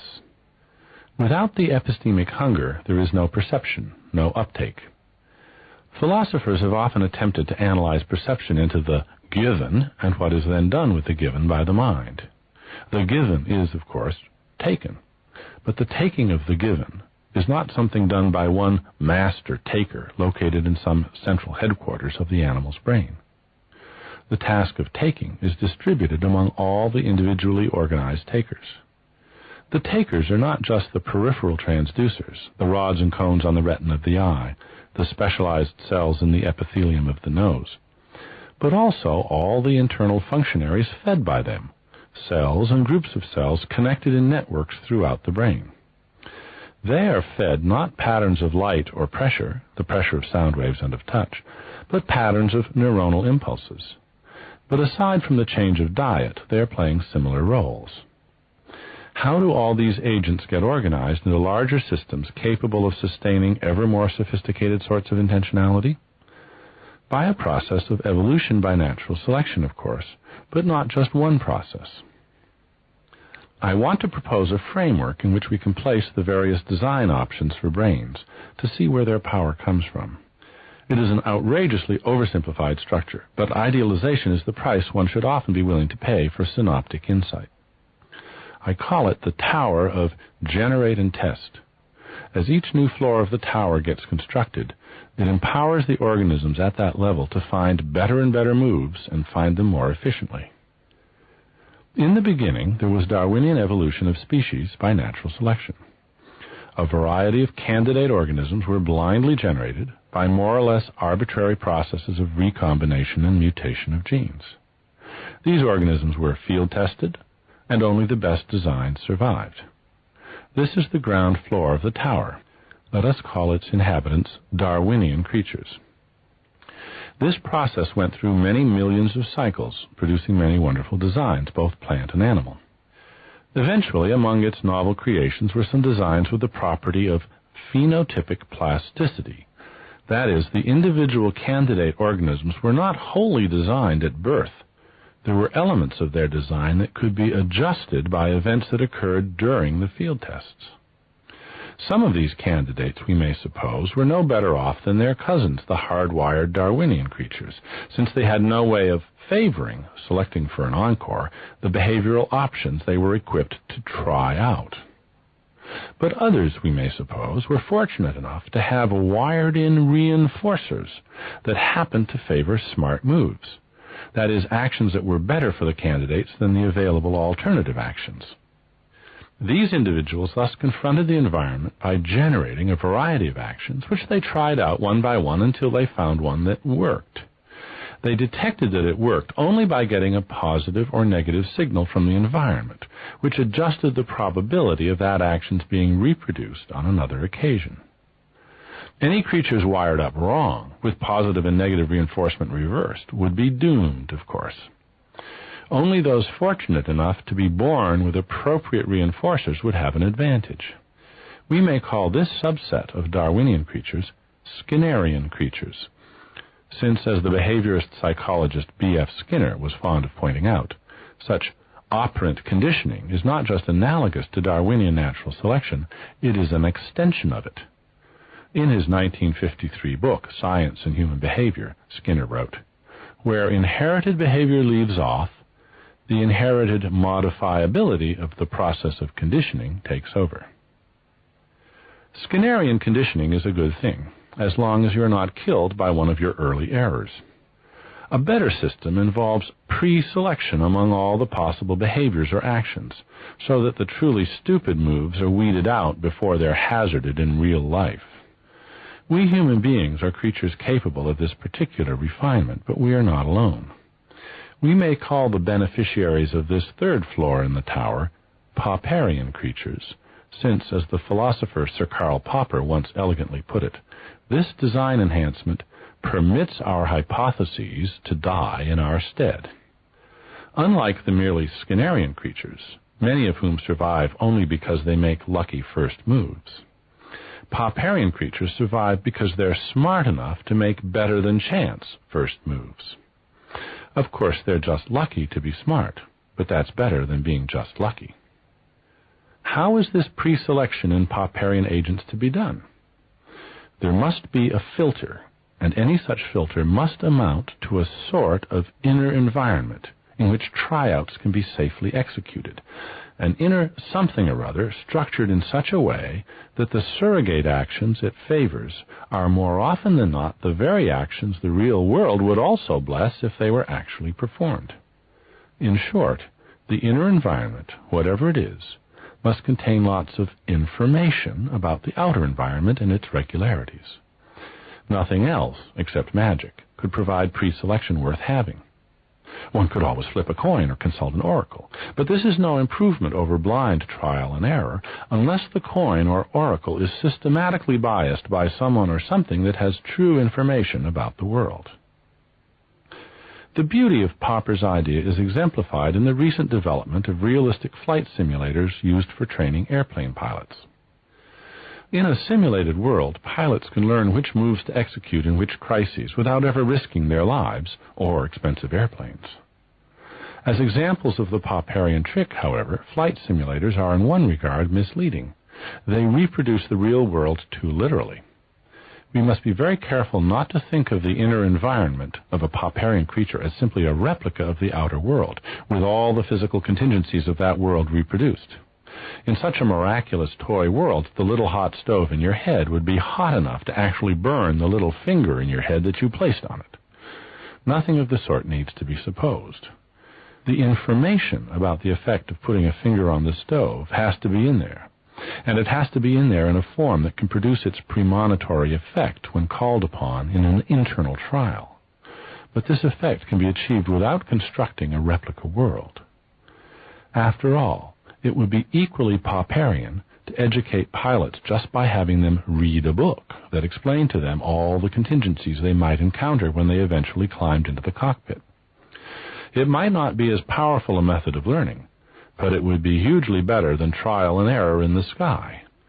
The common element in Popperian creatures is that one way or another, either by inheritance or by acquisition, information is installed in them, accurate information about the world that they probably will encounter.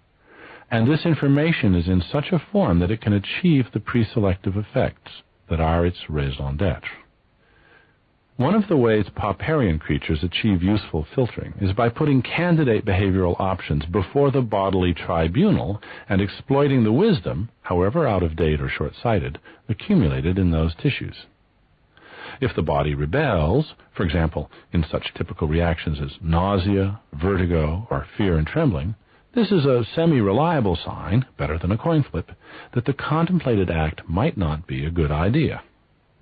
Here we see that rather than rewiring the brain to eliminate these choices, making them strictly unthinkable, evolution may simply arrange to respond to any thinking of them with a negative rush so strong as to make them highly unlikely to win the competition for execution. The information in the body that grounds the reaction may have been placed there either by genetic recipe or by recent individual experience.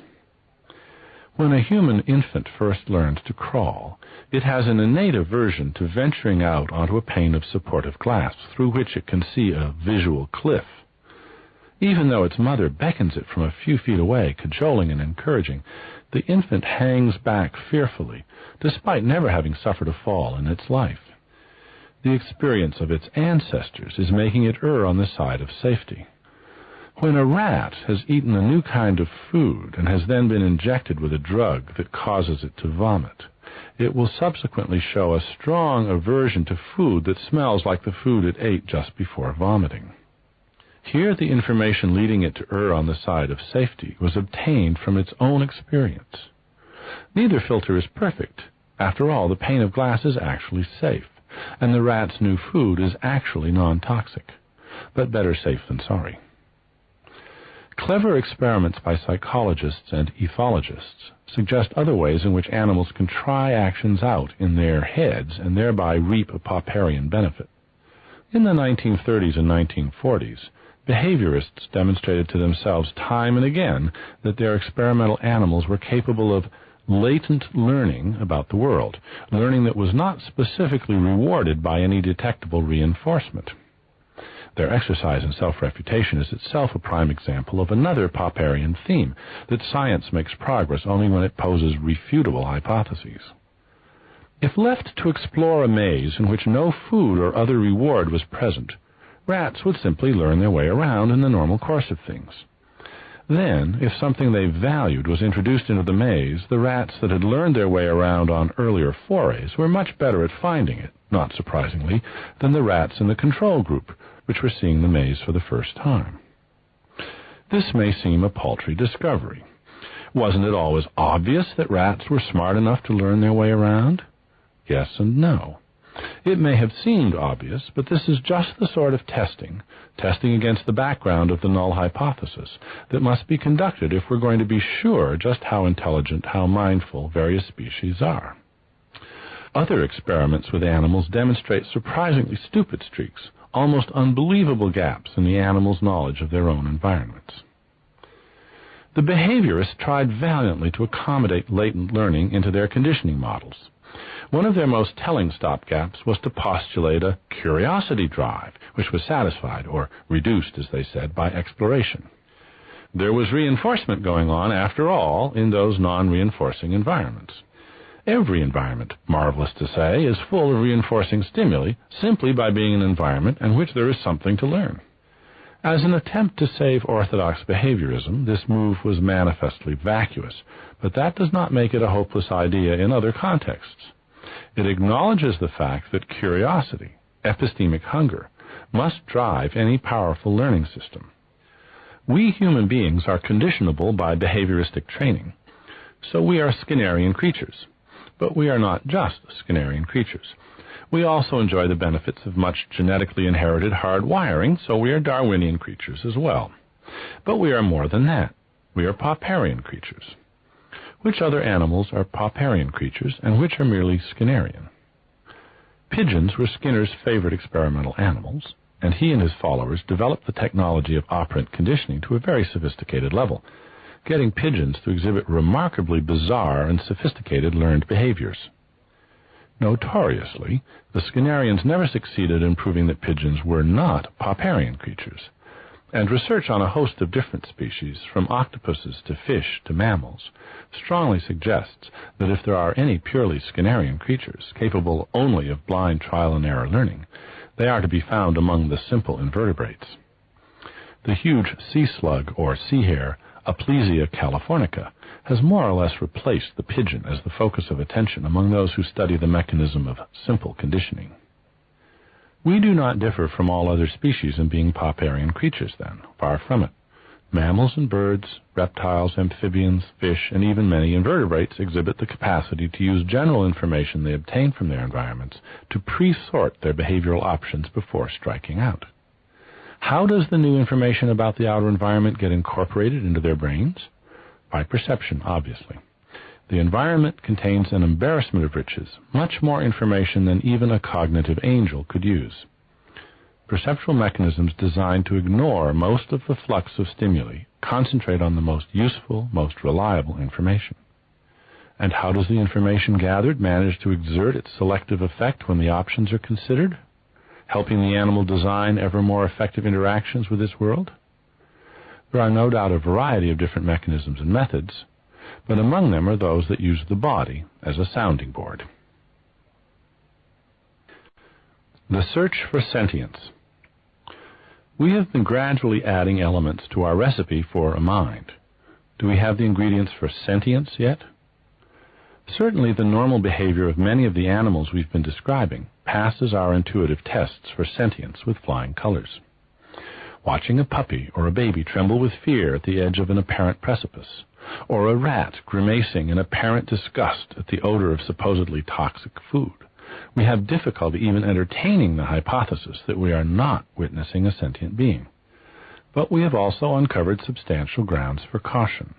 We have seen some ways in which surprisingly mind-like behavior can be produced by relatively simple, mechanical, apparently unmind-like control systems.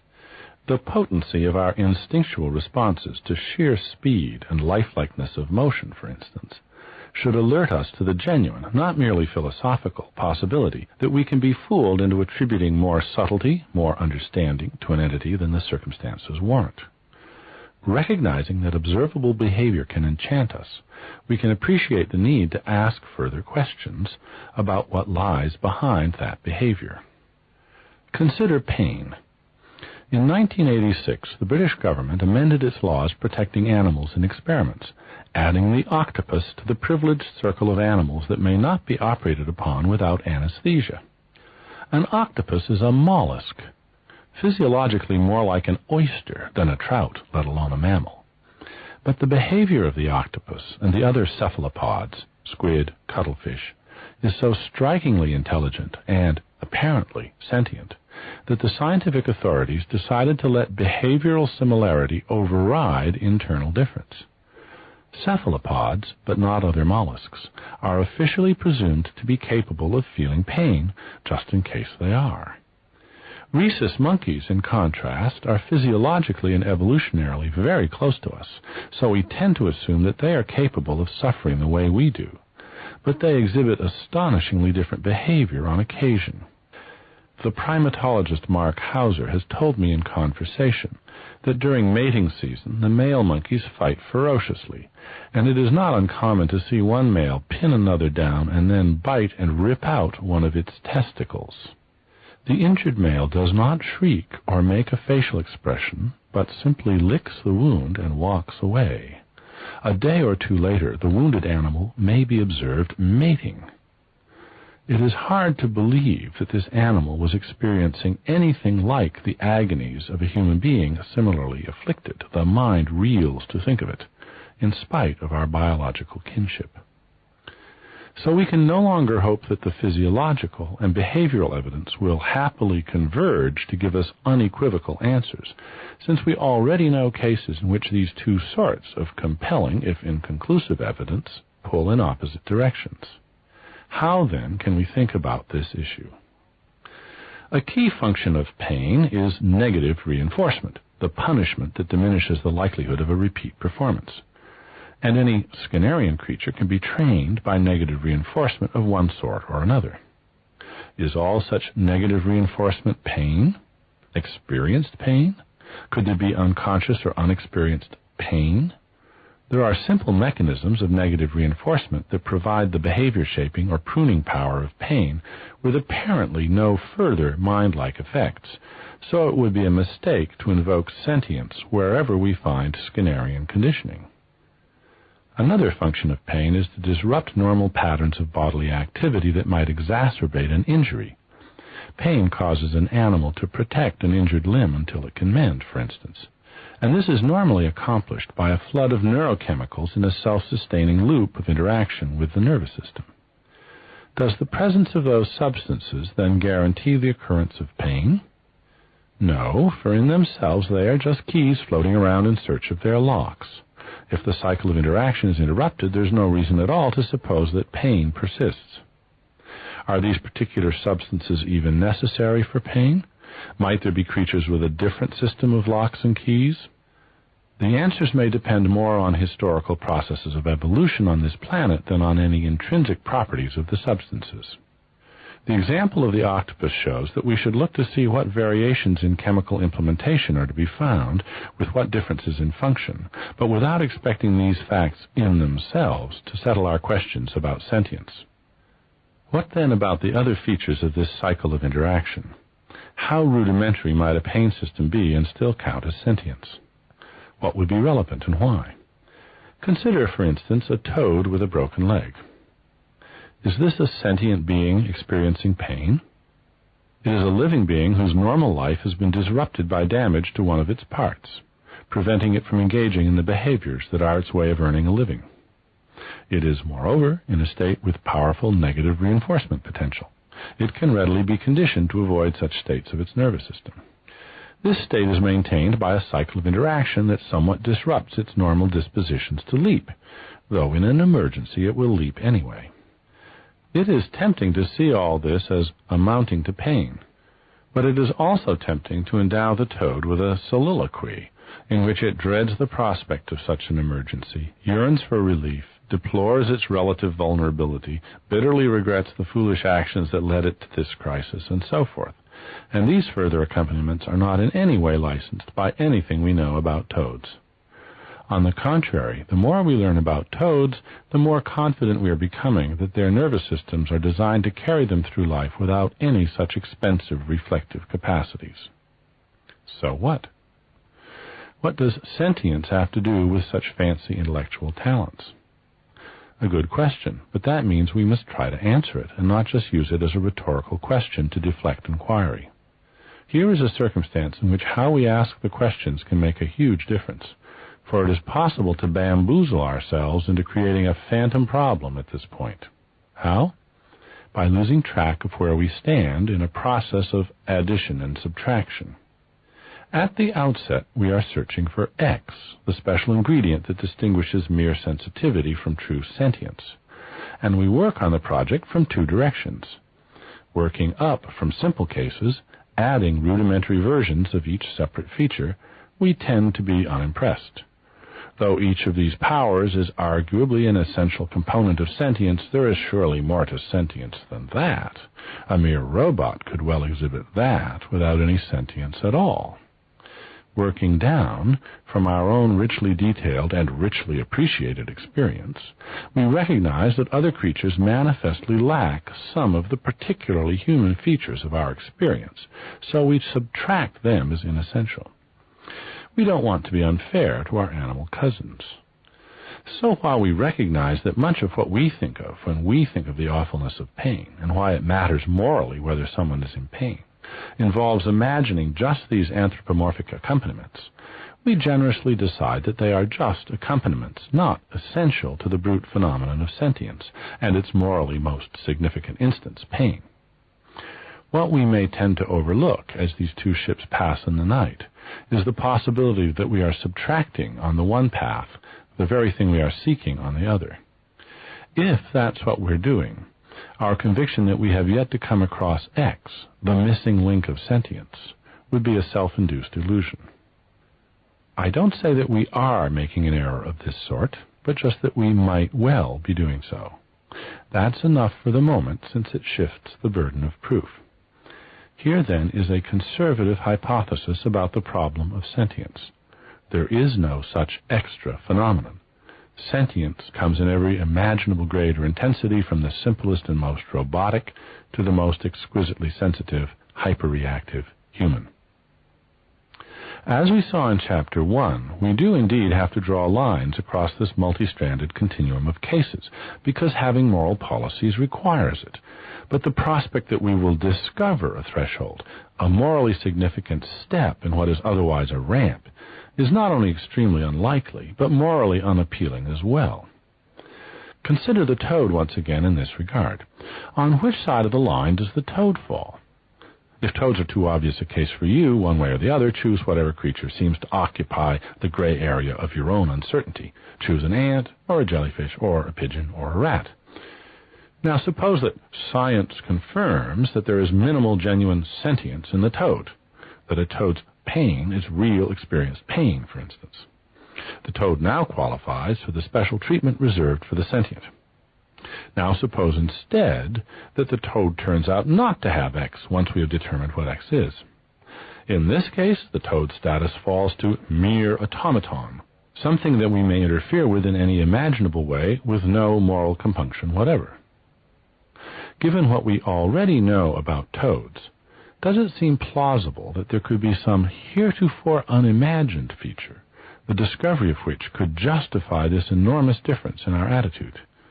Of course, if we discovered that toads were really tiny human beings trapped in toad bodies, like the prince in the fairy tale, we would immediately have grounds for the utmost solicitude, for we would know that in spite of all behavioral appearances, toads were capable of enduring all the tortures and anxieties we consider so important in our own cases. But we already know that a toad is no such thing. We are being asked to imagine that there is some X that is nothing at all like being a human prince trapped in a toad skin, but is nevertheless morally compelling. We also already know, however, that a toad is not a simple wind-up toy, but rather an exquisitely complex living thing capable of a staggering variety of self-protective activities in the furtherance of its preordained task of making more generations of toads. Isn't that already enough to warrant some special regard on our part? We are being asked to imagine that there is some X that is nothing at all like this mere sophistication of control structure, but that nevertheless would command our moral appreciation when we discovered it. We are being asked, I suspect, to indulge in something beyond fantasy. But let us continue with our search to see what comes next, for we are still a long way from human minds. From Phototaxis to Metaphysics. Once we get to pauperian creatures whose brains have the potential to be endowed in inner environments with pre-selective prowess, what happens next? Many different things, no doubt, but we will concentrate on one particular innovation whose powers we can clearly see. Among the successors to mere pauperian creatures are those whose inner environments are informed by the designed portions of the outer environment. One of Darwin's fundamental insights is that design is expensive, but copying designs is cheap. That is, making an all-new design is very difficult, but redesigning old designs is relatively easy. Few of us could reinvent the wheel, but we don't have to, since we acquired the wheel design, and a huge variety of others, from the cultures we grew up in. We may call this subset of Darwinian creatures Gregorian creatures, since the British psychologist Richard Gregory is, to my mind, the preeminent theorist of the role of information, or more exactly what Gregory calls potential intelligence, in the creation of smart moves, or what Gregory calls kinetic intelligence. Gregory observes in his 1981 book, Mind and Science, that a pair of scissors, as a well-designed artifact, is not just a result of intelligence, but an endower of intelligence, external potential intelligence, in a very straightforward and intuitive sense. When you give someone a pair of scissors, you enhance their potential to arrive more safely and swiftly at smart moves. Anthropologists have long recognized that the advent of tool use accompanied a major increase in intelligence. Chimpanzees in the wild go after termites by thrusting crudely prepared fishing sticks deep into the termites' underground homes, and swiftly drawing up a stick full of termites, which they then strip off the stick into their mouths. This fact takes on further significance when we learn that not all chimpanzees have hit upon this trick. In some chimpanzee cultures, termites are an unexploited food source. This reminds us that tool use is a two-way sign of intelligence. Not only does it require intelligence to recognize and maintain a tool, let alone fabricate one, but a tool confers intelligence on those lucky enough to be given one. The better designed the tool, the more information there is embedded in its fabrication, the more potential intelligence it confers on its user. And among the preeminent tools, Gregory reminds us, are what he calls mind tools, words. Words and other mind tools give a Gregorian creature an inner environment that permits it to construct ever more subtle move generators and move testers. Skinnerian creatures ask themselves, what do I do next? And haven't a clue how to answer until they've taken some hard knocks. Pauperian creatures make a big advance by asking themselves, what should I think about next? Before they ask themselves, what should I do next? Gregorian creatures take a big step toward a human level of mental adroitness, benefiting from the experience of others by exploiting the wisdom embodied in the mind tools that those others have invented, improved, and transmitted. Thereby, they learn how to think better about what they should think about next, and so forth, creating a tower of further internal reflections with no fixed or discernible limit. How this step to the Gregorian level might be accomplished can best be seen by backing up and looking at the ancestral talents from which these most human mental talents must be constructed. One of the simplest life-enhancing practices found in many species is phototaxis, distinguishing light from dark and heading for the light. Light is easily transduced, and given the way light emanates from a source, its intensity diminishing gradually as you get farther away, quite a simple connection between transducers and effectors can produce reliable phototaxis. In the neuroscientist Valentino Breitenberg's elegant little book Vehicles, we get the simplest model, a truck with two powered wheels, the effectors, one either side of the truck on a single axle but each with an independent motor. The truck has two light transducers, eyes, at the front, and their variable output signals are fed to two motors but crossed over. The more light transduced, the faster the motor runs. The transducer nearer the light source will drive its motor a bit faster than the transducer farther from the light, and this will always turn the vehicle in the direction of the light, till eventually it hits the light source itself or orbits tightly around it. The world of such a simple being is graded from light to not so light to dark, and it traverses the gradient. It knows and needs to know nothing else. Light recognition is almost for free. Whatever turns on the transducer is light, and the system doesn't care whether it's the very same light that is returned or a new light. In a world with two moons, it might make a difference, ecologically, which moon you were tracking. Moon recognition or identification could be an additional problem that needed a solution. Mere phototaxis would not be enough in such a world. In our world, a moon is not the sort of object that typically needs re-identifying by a creature. Mothers, in contrast, often are. Homing in on mother, we might call this mama-taxis, is a considerably more sophisticated talent. If mama emitted a bright light, phototaxis might do the job, but not if there were other mothers in the vicinity all using the same system. If mama then emitted a particular blue light, different from the light emitted by every other mother, then putting a particular everything but blue filter on each of your phototransducers would do the job quite well. Nature often relies on a similar principle, but using a more energy-efficient medium. Mama emits a signature odor, distinguishably different from all other odors in the immediate vicinity. Mama-taxis, now defined as mother re-identification and homing, is then accomplished by odor transduction or olfaction. The intensity of odors is a function of the concentration of the molecular keys as they diffuse through the surrounding medium, air or water. A transducer can therefore be an appropriately shaped lock and can follow the gradient of concentration. Such olfactory signatures are ancient and potent. They have been overlaid in our species by thousands of other mechanisms, but their position in the foundation is still discernible. In spite of all our sophistication, odors move us without our knowing why or how, as Marcel Proust and his Madeleine famously exemplify. Technology honors the same design principle in yet another medium, the EPIRB, Emergency Position Indicating Radio Beacon, a self-contained, battery-powered radio transmitter that repeats over and over again a particular signature at a particular frequency. You can buy one in a marine hardware store and take it with you on your sailboat. Then if you ever get in distress, you turn it on. Immediately, a worldwide tracking system senses your EPIRB's signal and indicates its position with a blip on an electronic map. It also looks up the signature in its giant table of signatures and thereby identifies your boat. Identification greatly simplifies search and rescue, since it adds redundancy. The beacon can be homed in on blindly by radio receivers, transducers, but as the rescuers get close, it helps if they know whether they are looking with their eyes for a black fishing trawler, a small dark green sailboat, or a bright orange rubber raft.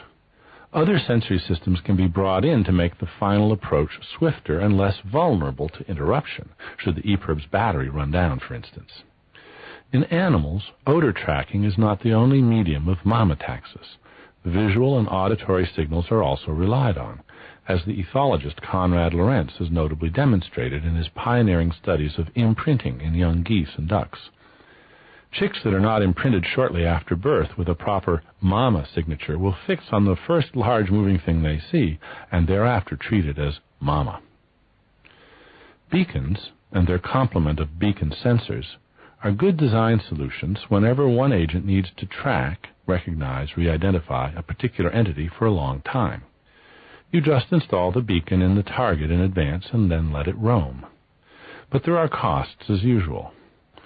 One of the most obvious is that friend and foe alike can use the tracking machinery to home in on the target. Predators are typically tuned to the same old. A low-energy way of achieving a more selective beacon effect would be to put a particular blue spot, pigment of one sort or another, on mama. and let the reflected light of the sun create a beacon visible only in particular sectors of the world and readily extinguished by mamas simply moving into the shadows. The offspring can then follow the blue spot whenever it is visible. But this setup requires an investment in more sophisticated photosensitive machinery, a simple eye, for instance, not just a pair of photocells. The ability to stay in reliably close contact with one particular ecologically very important thing, such as mama, does not require the ability to conceive of this thing as an enduring particular entity, coming and going. As we have just seen, reliable mama-taxis can be achieved with a bag of simple tricks. The talent is normally robust in simple environments, but a creature armed with such a simple system is easily fooled, and when it is fooled, it trundles to its misfortune without any appreciation of its folly. There need be no capability for the system to monitor its own success or reflect on the conditions under which it succeeds or fails. That's a later and expensive add-on. It is important to recognize that this variety of tracking does not require categorization of the target. Think of a primitive eye consisting of an array of a few hundred photocells, transducing a changed pattern of pixels, which are turned on by whatever is reflecting light on them. Such a system could readily deliver a message of the following sort. X, the whatever it is responsible for the pixel clump currently under investigation, has just dodged to the right. Of course, it need not deliver this message in so many words. There need be no words, no symbols.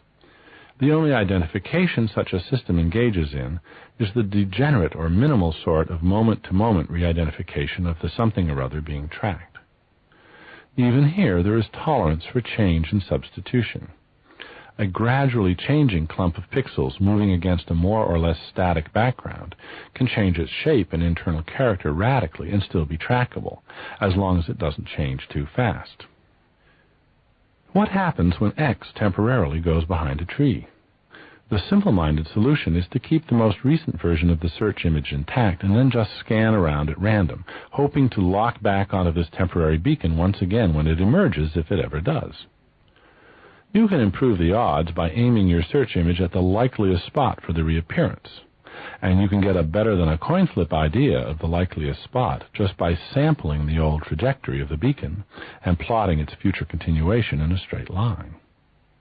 This yields instances of producing future in one of its simplest and most ubiquitous forms, and also gives us a clear case of the arrow of intentionality poised on a non-existent but reasonably hoped-for target.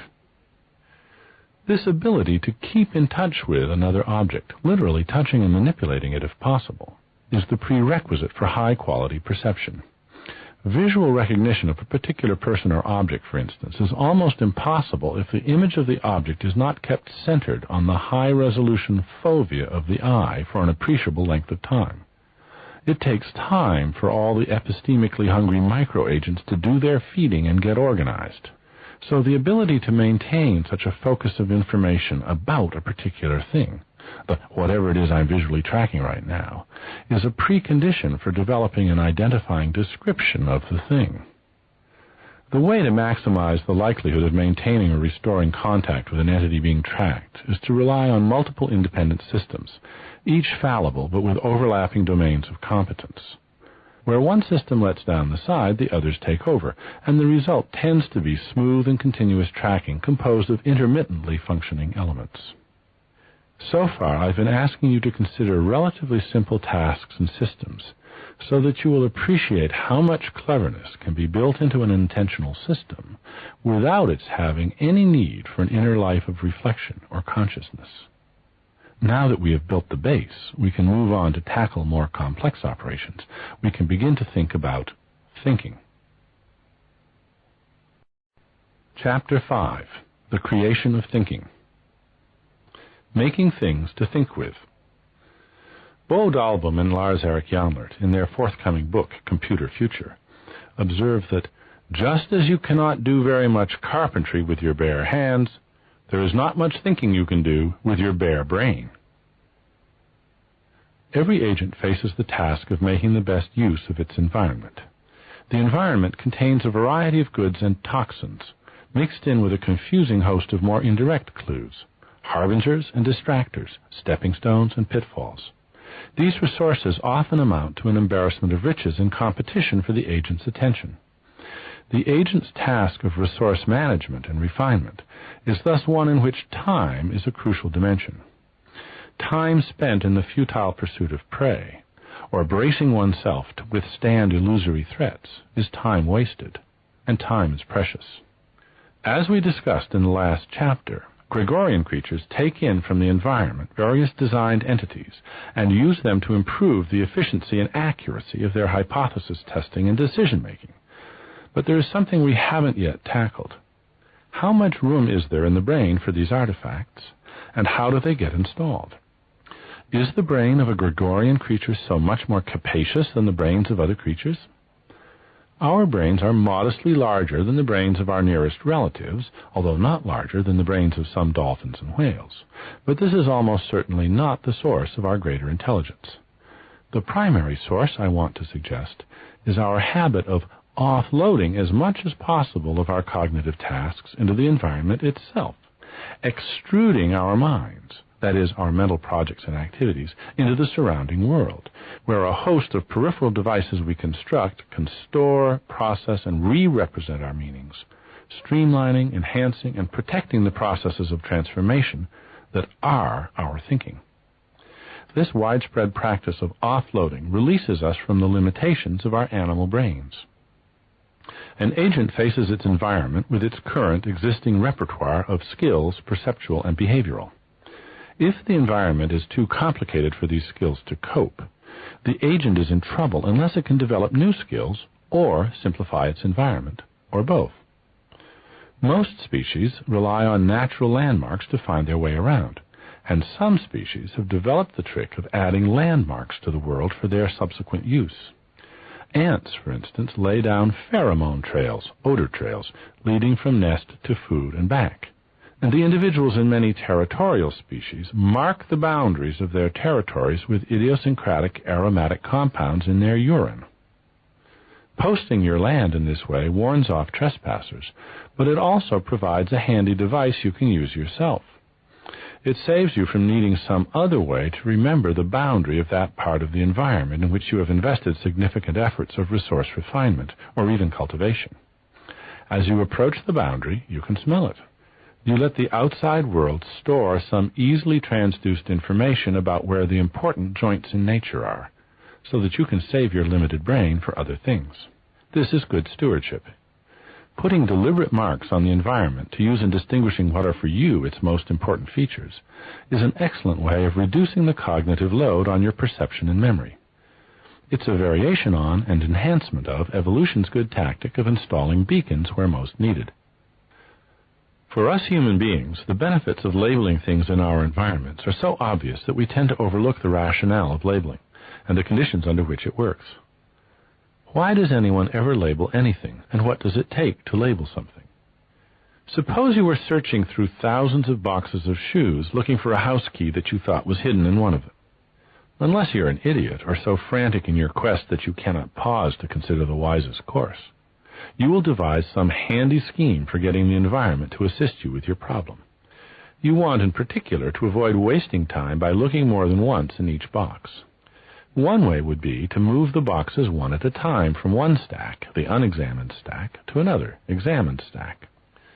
Another way, potentially more energy efficient, is to put a check mark on each box as you examine it, and then adopt the rule of never looking into a box with a check mark on it.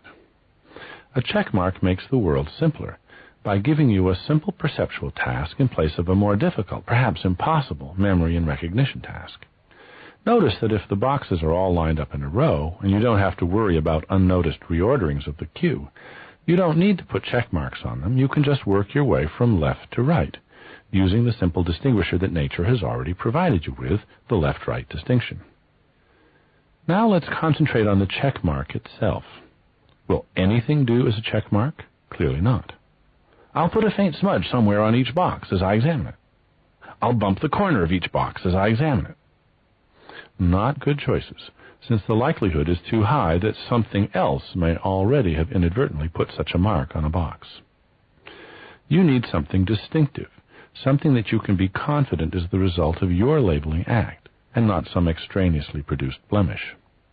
It should also be memorable, of course, so that you won't be beset by confusions about whether or not some salient label you encounter is a label you put there, and if so, what policy you meant to follow when you adopted it.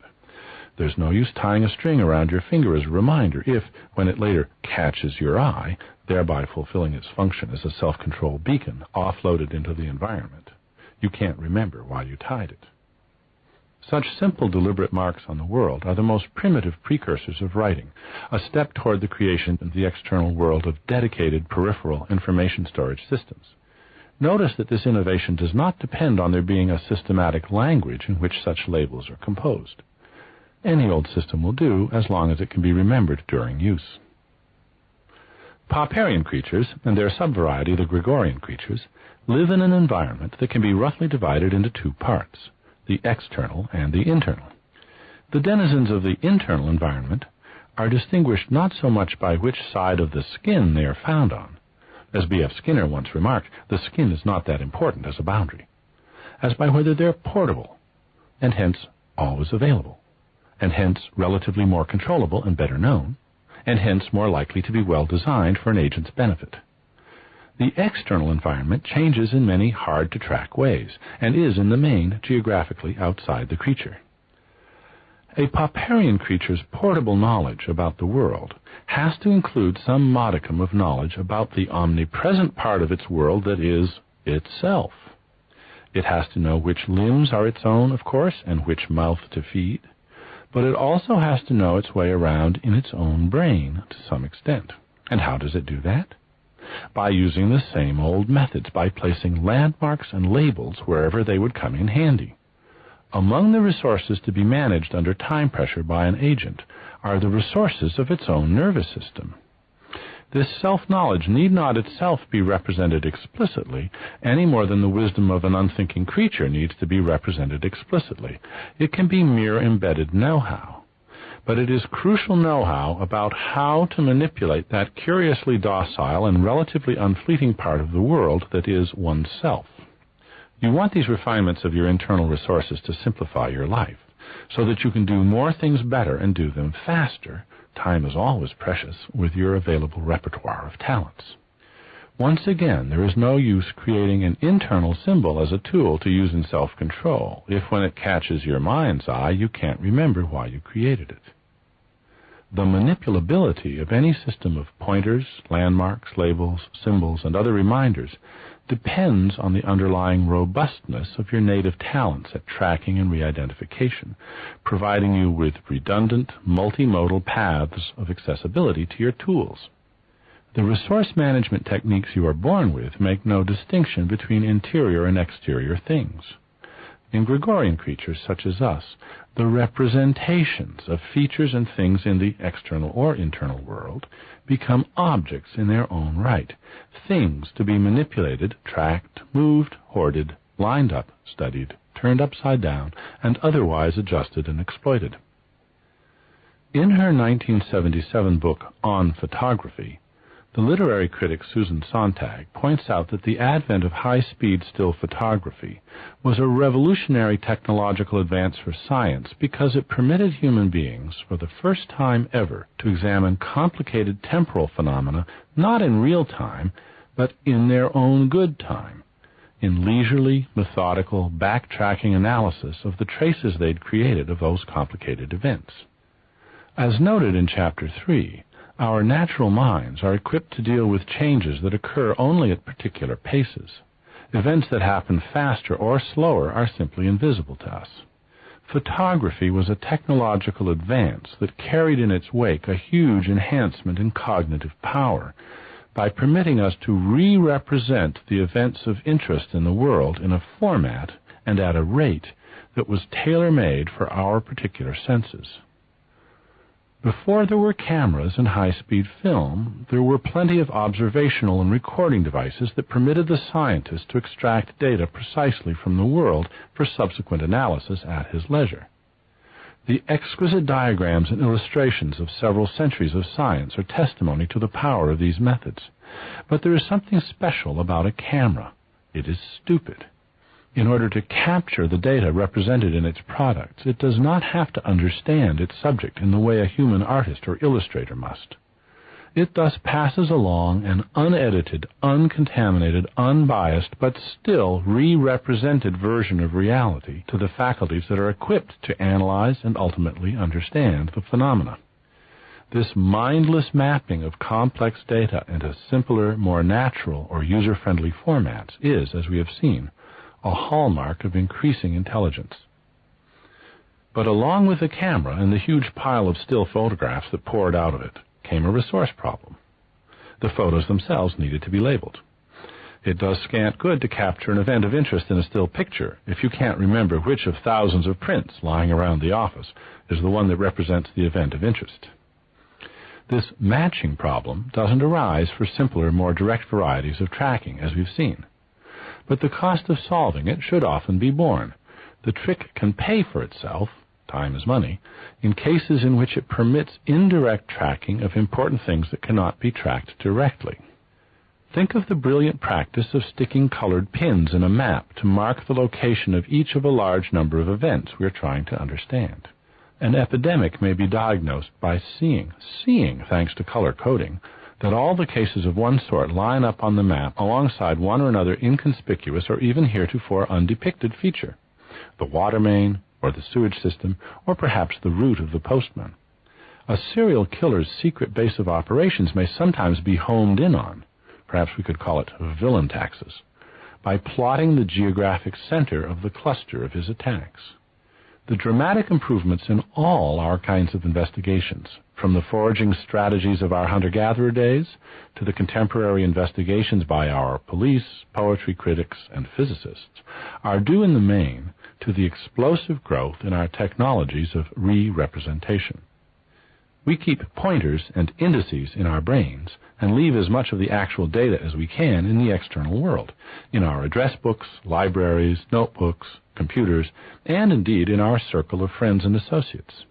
A human mind is not only not limited to the brain, but would be rather severely disabled if these external tools were removed, at least as disabled as the nearsighted are when their eyeglasses are taken away. The more data and devices you offload, the more dependent you become on these peripherals. Nevertheless, the more intimately familiar you become with the peripheral objects, thanks to your practice in manipulating them, the more confidently you can then do without them, sucking the problems back into your head and solving them in an imagination disciplined by its external practice. Can you alphabetize the words in this sentence in your head? Try it. Can you alphabetize the words in this sentence in your head? A particularly rich source of new techniques of re-representation is the habit that we, and only we, have developed of deliberately mapping our new problems onto our old problem-solving machinery. Consider, for instance, the many different methods we've developed for thinking about time by actually thinking about space. We have all sorts of conventional ways of mapping past, present, and future, before and after, sooner and later, differences that are virtually invisible in unrefined nature, onto left and right, up and down, clockwise and counterclockwise. Monday is to the left of Tuesday for most of us, while in a valuable convention that is fading from our culture, sad to say, 4 o'clock is tucked under 3 o'clock on the right-hand side of every day or night. Our spatialization of time doesn't stop there. In science particularly, it extends to graphs, which have by now become a familiar system of diagrams for almost all literate people. Think of the profits or the temperature or the loudness of your stereo rising up, up, up from left to right with the passage of time. We use our sense of space to see the passage of time, usually from left to right, in standard convention, except in evolutionary diagrams in which earlier eras are often shown at the bottom, with today at the top. As these examples show, our ability to imagine these diagrams when verbally invited to do so is itself a valuable Gregorian competence with many uses. Our ability to imagine these diagrams is parasitic on our ability to draw and see them, offloading them at least temporarily into the external world. Thanks to our prosthetically enhanced imaginations, we can formulate otherwise imponderable, unnoticeable metaphysical possibilities.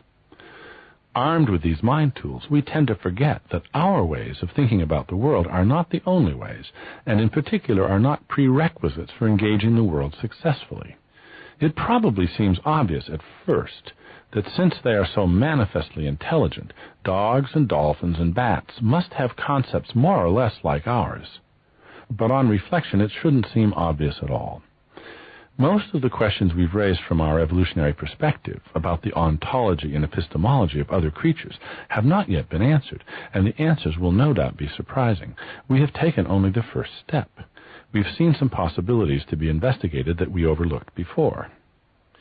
Of all the mind tools we acquire in the course of furnishing our brains from the stockpiles of culture, none are more important, of course, than words, first spoken, then written.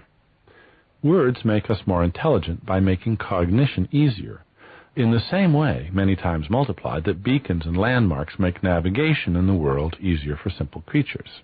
Navigation in the abstract, multidimensional world of ideas is simply impossible without a huge stock of movable, memorable landmarks that can be shared, criticized, recorded, and looked at from different perspectives. It's important to remember that speaking and writing are two entirely distinct innovations, separated by many hundreds of thousands and maybe millions of years, and that each has its own distinct set of powers. We tend to run the two phenomena together, especially when theorizing about the brain or mind. Most of what has been written about the possibilities of a language of thought as a medium of cognitive operations presupposes that we're thinking of a written language of thought, brain writing and mind reading, as I put it some years ago. We can get a better perspective on how the advent of language might magnify our cognitive powers if we concentrate instead on why and how a spoken language of thought, an offspring of our natural public language, might do some good work. Talking to ourselves. There is no step more uplifting, more explosive, more momentous in the history of mind design than the invention of language. When Homo sapiens became the beneficiary of this invention, the species stepped into a slingshot that has launched it far beyond all other earthly species in the power to look ahead and reflect. What is true of the species is just as true of the individual. No transition is more astronomically enabling in the life of an individual person than learning to speak. I must put the word learning in scare quotes, since we have come to realize, thanks to the work of linguists and psycholinguists, that human infants are genetically predesigned for language in many ways. As the father of modern linguistics, Noam Chomsky, often says, with excusable exaggeration, birds don't have to learn their feathers, and babies don't have to learn their language. Much of the hard work of designing a language user, or a feather user, was accomplished eons ago and is provided to the infant in the form of innate talents and dispositions, readily adapted to local conditions of vocabulary and grammar. Children acquire language at breathtaking speed, picking up new words at an average rate of a dozen a day for years on end, until they become adolescents when the rate slows to a trickle. They master all but the finest points of their grammar before they enter school. In addition to all their linguistic interactions with their family members and pets, babies and toddlers spend many hours vocalizing to themselves, first babbling, then indulging in marvelous mixtures of words and nonsense syllables richly endowed with different tones of voice, hortatory, soothing, explanatory, cajoling, and eventually evolving into elaborate self-commentary. Children enjoy talking to themselves. What might this be doing to their minds? I cannot answer that question yet, but I have some speculative suggestions for further research. Consider what happens early in the linguistic life of any child. "Hot," says mother, "don't touch the stove." At this point, the child doesn't have to know what hot or touch or stove means. These words are primarily just sounds, auditory event types that have a certain redolence, a certain familiarity, a certain echoing memorability to the child. They come to conjure up a situation type, stove approach and avoidance, which is not just a situation in which a specific prohibition is typically heard, but also a situation in which a mimicking auditory rehearsal is encountered.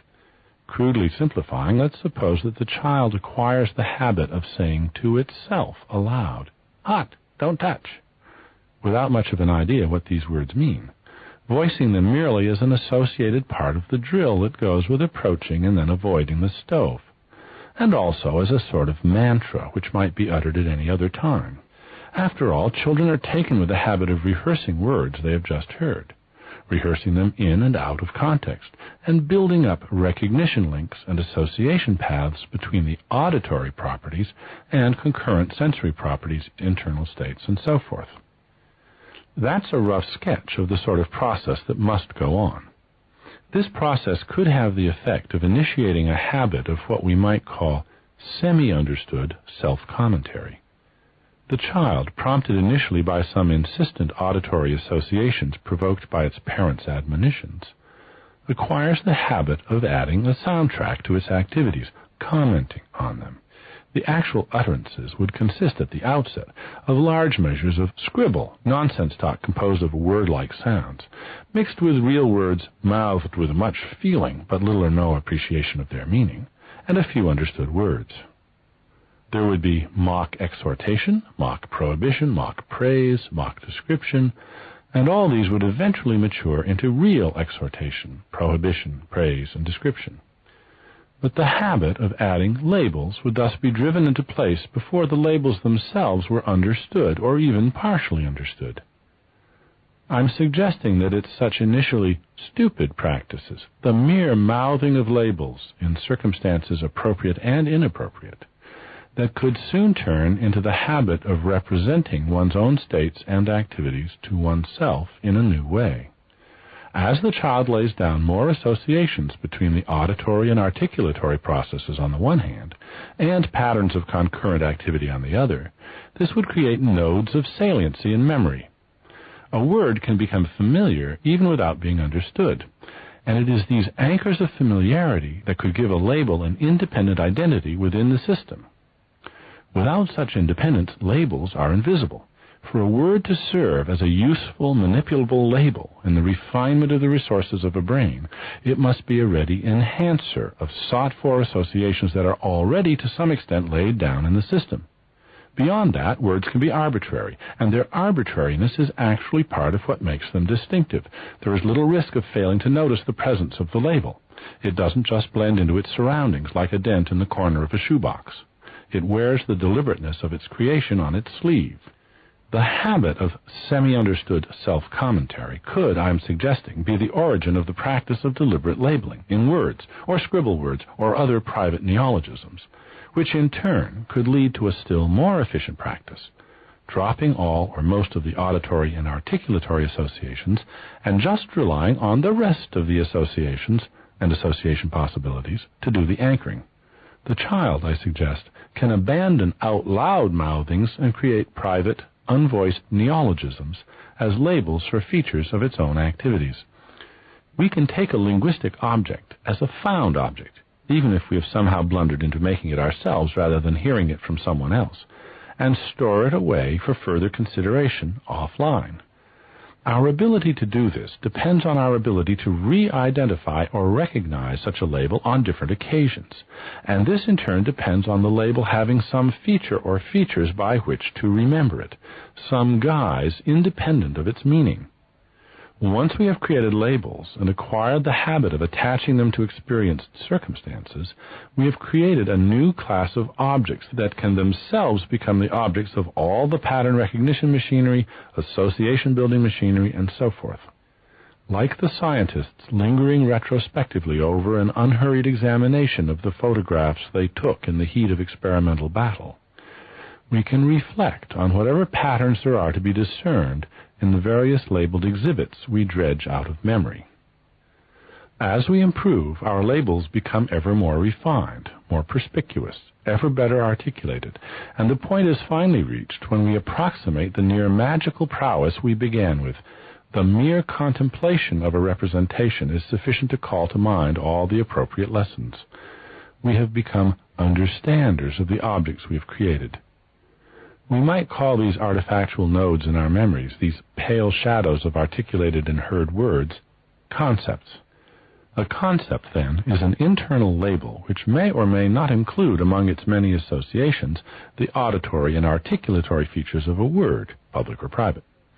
But words, I am suggesting, are the prototypes or forebears of concepts. The first concepts one can manipulate, I am suggesting, are voiced concepts, and only concepts that can be manipulated can become objects of scrutiny for us in our minds. Chapter 6. Our Minds and Other Minds. Our consciousness, their minds. A mind looks less miraculous when one sees how it might have been put together out of parts, and how it still relies on those parts. A naked human mind, without paper and pencil, without speaking, comparing notes, making sketches, is first of all something we have never seen. Every human mind you've ever looked at, including most especially your own, which you look at from the inside, is a product not just of natural selection, but of cultural redesign of enormous proportions. It's easy enough to see why a mind seems miraculous when one has no sense of all the components and of how they got made. Each component has a long design history, sometimes billions of years long. We human beings do many intelligent things unthinkingly. We brush our teeth, tie our shoes, drive our cars, and even answer questions without thinking. But most of these activities of ours are different, for we can think about them in ways that other creatures can't think about their unthinking but intelligent activities. Indeed, many of our unthinking activities, such as driving a car, could become unthinking only after passing through a long period of design development that was explicitly self-conscious. How is this accomplished? The improvements we install in our brains when we learn our languages permit us to review, recall, rehearse, redesign our own activities, turning our brains into echo chambers of sorts, in which otherwise evanescent processes can hang around and become objects in their own right. Those that persist the longest, acquiring influence as they persist, we call our conscious thoughts. Mental contents become conscious, not by entering some special chamber in the brain, not by being transduced into some privileged and mysterious medium, but by winning the competitions against other mental contents for domination and the control of behavior, and hence for achieving long-lasting effects, or as we misleadingly say, entering into memory. And since we are talkers, and since talking to ourselves is one of our most influential activities, one of the most effective ways for a mental content to become influential is for it to get in a position to drive the language-using parts of the controls. The common reaction to this suggestion about human consciousness is frank bewilderment, expressed more or less as follows. Suppose all these strange competitive processes are going on in my brain, and suppose that, as you say, the conscious processes are simply those that win the competitions. How does that make them conscious? What happens next to them that makes it true that I know about them? For after all, it is my consciousness, as I know it from the first-person point of view, that needs explaining. Such questions betray a deep confusion, for they presuppose that what you are is something else, some Cartesian res cogitans in addition to all this brain and body activity. What you are, however, just is this organization of all the competitive activity between a host of competences that your body has developed. You automatically know about these things going on in your body because if you didn't, it wouldn't be your body. You could walk off with somebody else's gloves, mistakenly thinking they were your gloves, but you couldn't sign a contract with somebody else's hand, mistakenly thinking it was your hand, and you couldn't be overcome by somebody else's sadness or fear, mistakenly thinking it was your own. The acts and events you can tell us about, and the reasons for them, are yours because you made them, and because they made you. What you are is that agent whose life you can tell about. You can tell us others, and you can tell yourself. The process of self-description begins in earliest childhood, and it includes a good deal of fantasy from the outset. Think of Snoopy in the Peanuts cartoon, sitting on his doghouse and thinking, "Here's the World War I ace flying into battle." It continues through life. Think of the cafe waiter in Jean-Paul Sartre's discussion of bad faith in Being and Nothingness, who's all wrapped up in learning how to live up to his self-description as a waiter. It is what we do. It is what we are. So we have a concept of ourselves and of others. Now let's think about what concepts animals might have. Does a dog have a concept of cat? Well, yes and no. no matter how similar a dog's concept of cat is to yours as a discriminator, you and the dog discriminate exactly the same sets of entities as cats and non-cats, it differs radically in one way. The dog cannot consider its concept. It cannot ask itself whether it knows what cats are. It cannot wonder whether cats are animals. It cannot attempt to distinguish the essence of cat by its lights from the mere accidents. Concepts are not things in the dog's world in the way that cats are things. Concepts are things in our world because we have language. A polar bear is competent vis-a-vis snow in many ways that a lion is not. So in one sense, a polar bear has a concept the lion lacks, a concept of snow. But no languageless animal can have the concept of snow in the way we can, because a languageless animal has no way of considering snow in general or in itself. This is not for the trivial reason that it doesn't have a natural language word for snow, but because without a natural language it has no talent for wresting concepts from their interwoven connectionist nests and then manipulating them.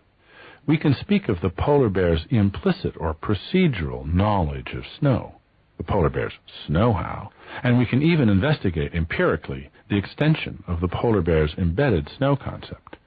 But then bear in mind that this is not a wieldable concept for the polar bear. You may want to say, it may not be able to talk, but surely it thinks. One of the main aims of this book has been to shake your confidence in this familiar reaction. Perhaps the biggest obstacle in our attempts to get clear about the mental competences of non-human animals is our almost irresistible habit of imagining that they accompany their clever activities with a stream of reflective consciousness something like our own. It is not that we now know that they don't do any such thing. It is rather that in these early days of our investigations we must not assume that they do. Both the philosophical and scientific thinking about this issue has been heavily influenced by the philosopher Thomas Nagel's classic 1974 paper, What Is It Like to Be a Bat? The title itself sets us off on the wrong foot, inviting us to ignore all the different ways in which bats and other animals might accomplish their cunning feats without its being like anything for them.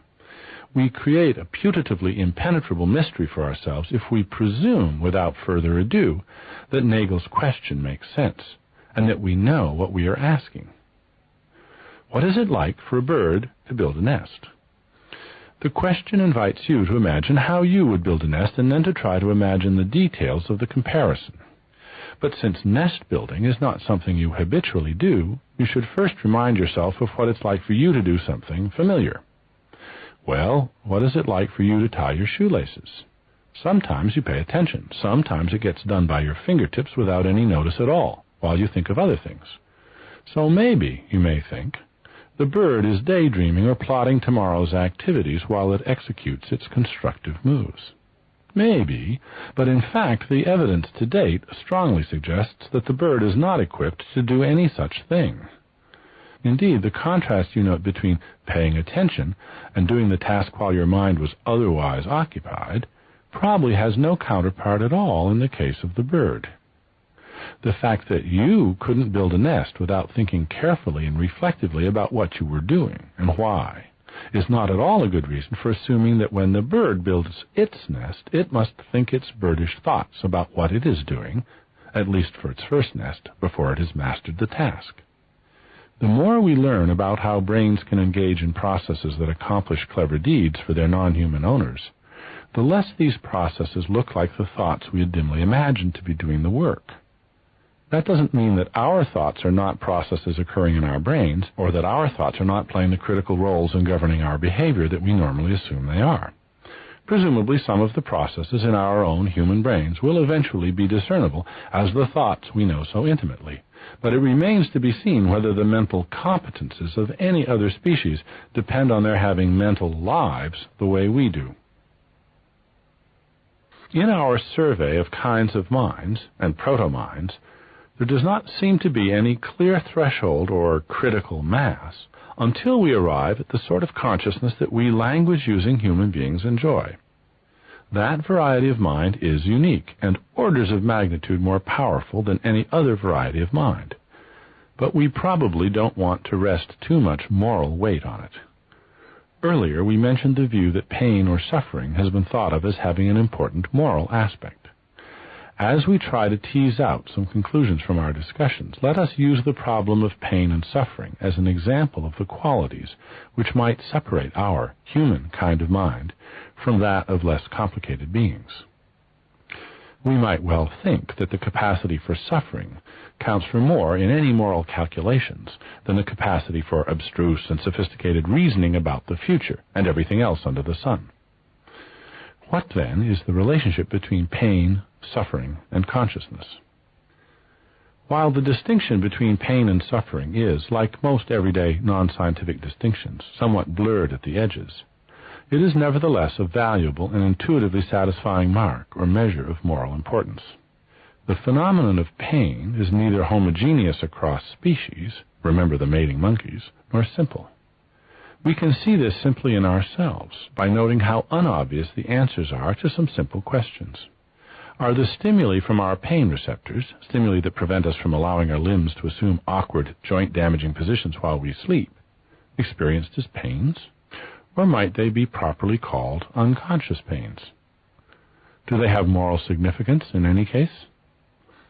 We might call such body-protecting states of the nervous system sentient states, without thereby implying that they were the experiences of any self, any ego, any subject. For such states to matter, whether or not we call them pains, or conscious states, or experiences, there must be an enduring subject to whom they matter, because they are a source of suffering.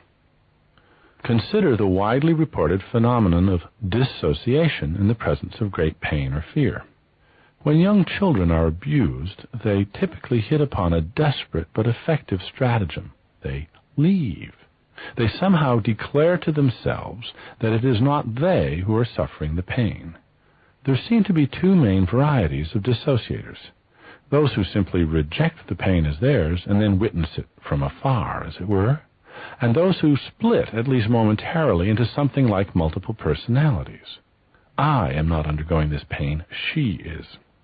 My not entirely facetious hypothesis about this is that these two varieties of children differ in their tacit endorsement of a philosophical doctrine. Every experience must be the experience of some subject.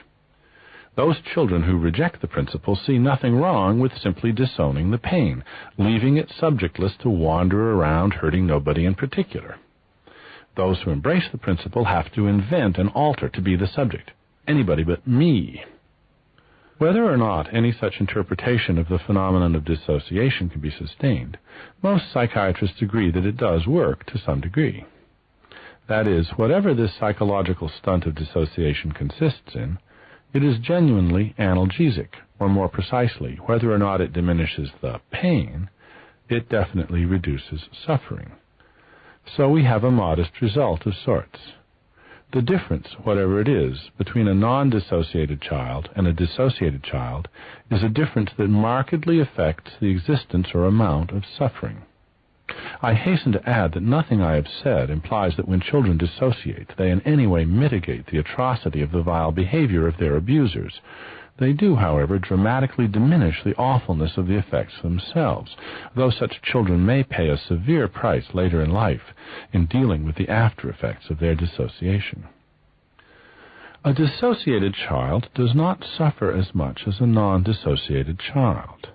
But now what should we say about creatures that are naturally dissociated, that never achieve or even attempt to achieve the sort of complex internal organization that is standard in a normal child and disrupted in a dissociated child? An invited conclusion would be, such a creature is constitutionally incapable of undergoing the sort or amount of suffering that a normal human can undergo. But if all non-human species are in such a relatively disorganized state, we have grounds for the hypothesis that non-human animals may indeed feel pain, but cannot suffer the way we can. How convenient!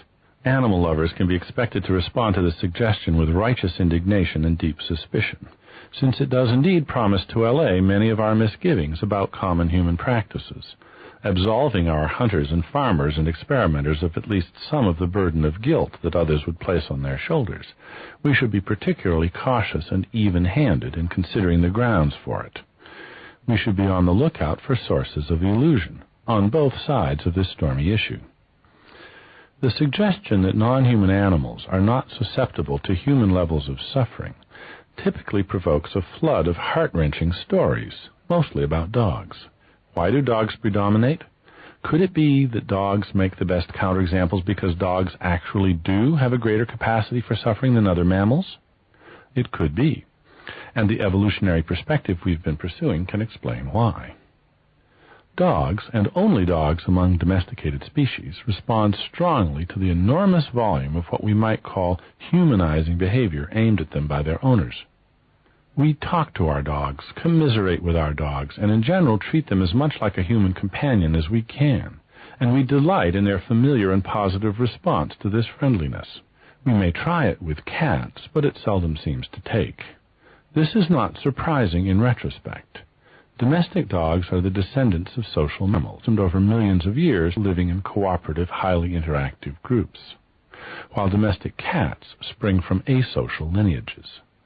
Moreover, domestic dogs are importantly unlike their cousins, the wolves and foxes and coyotes, in their responsiveness to human affection.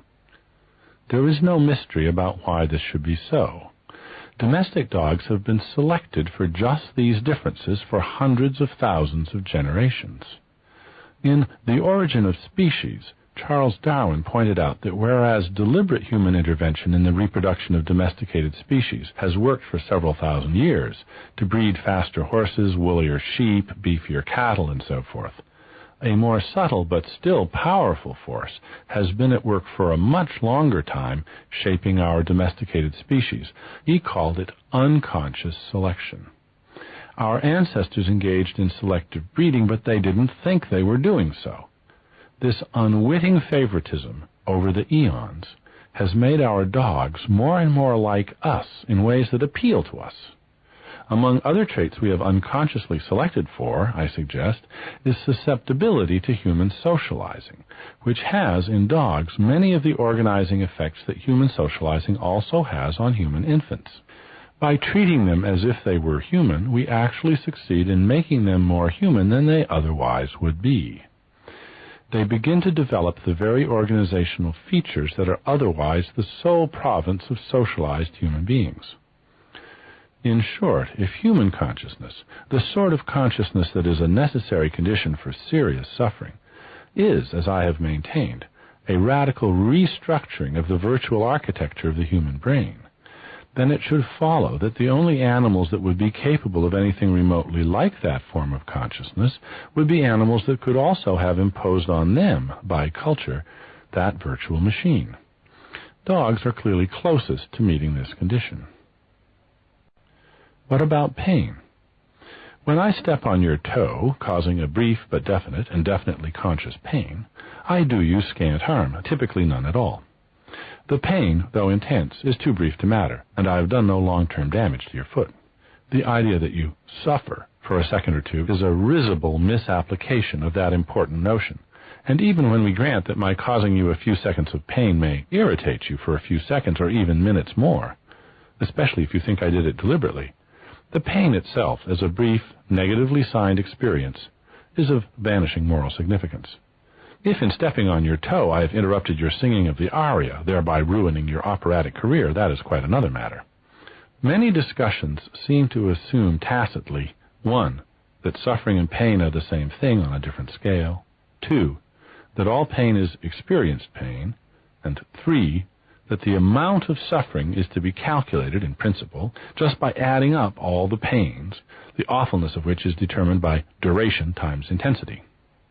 These assumptions, looked at dispassionately in the cold light of day, a difficult feat for some partisans, are ludicrous.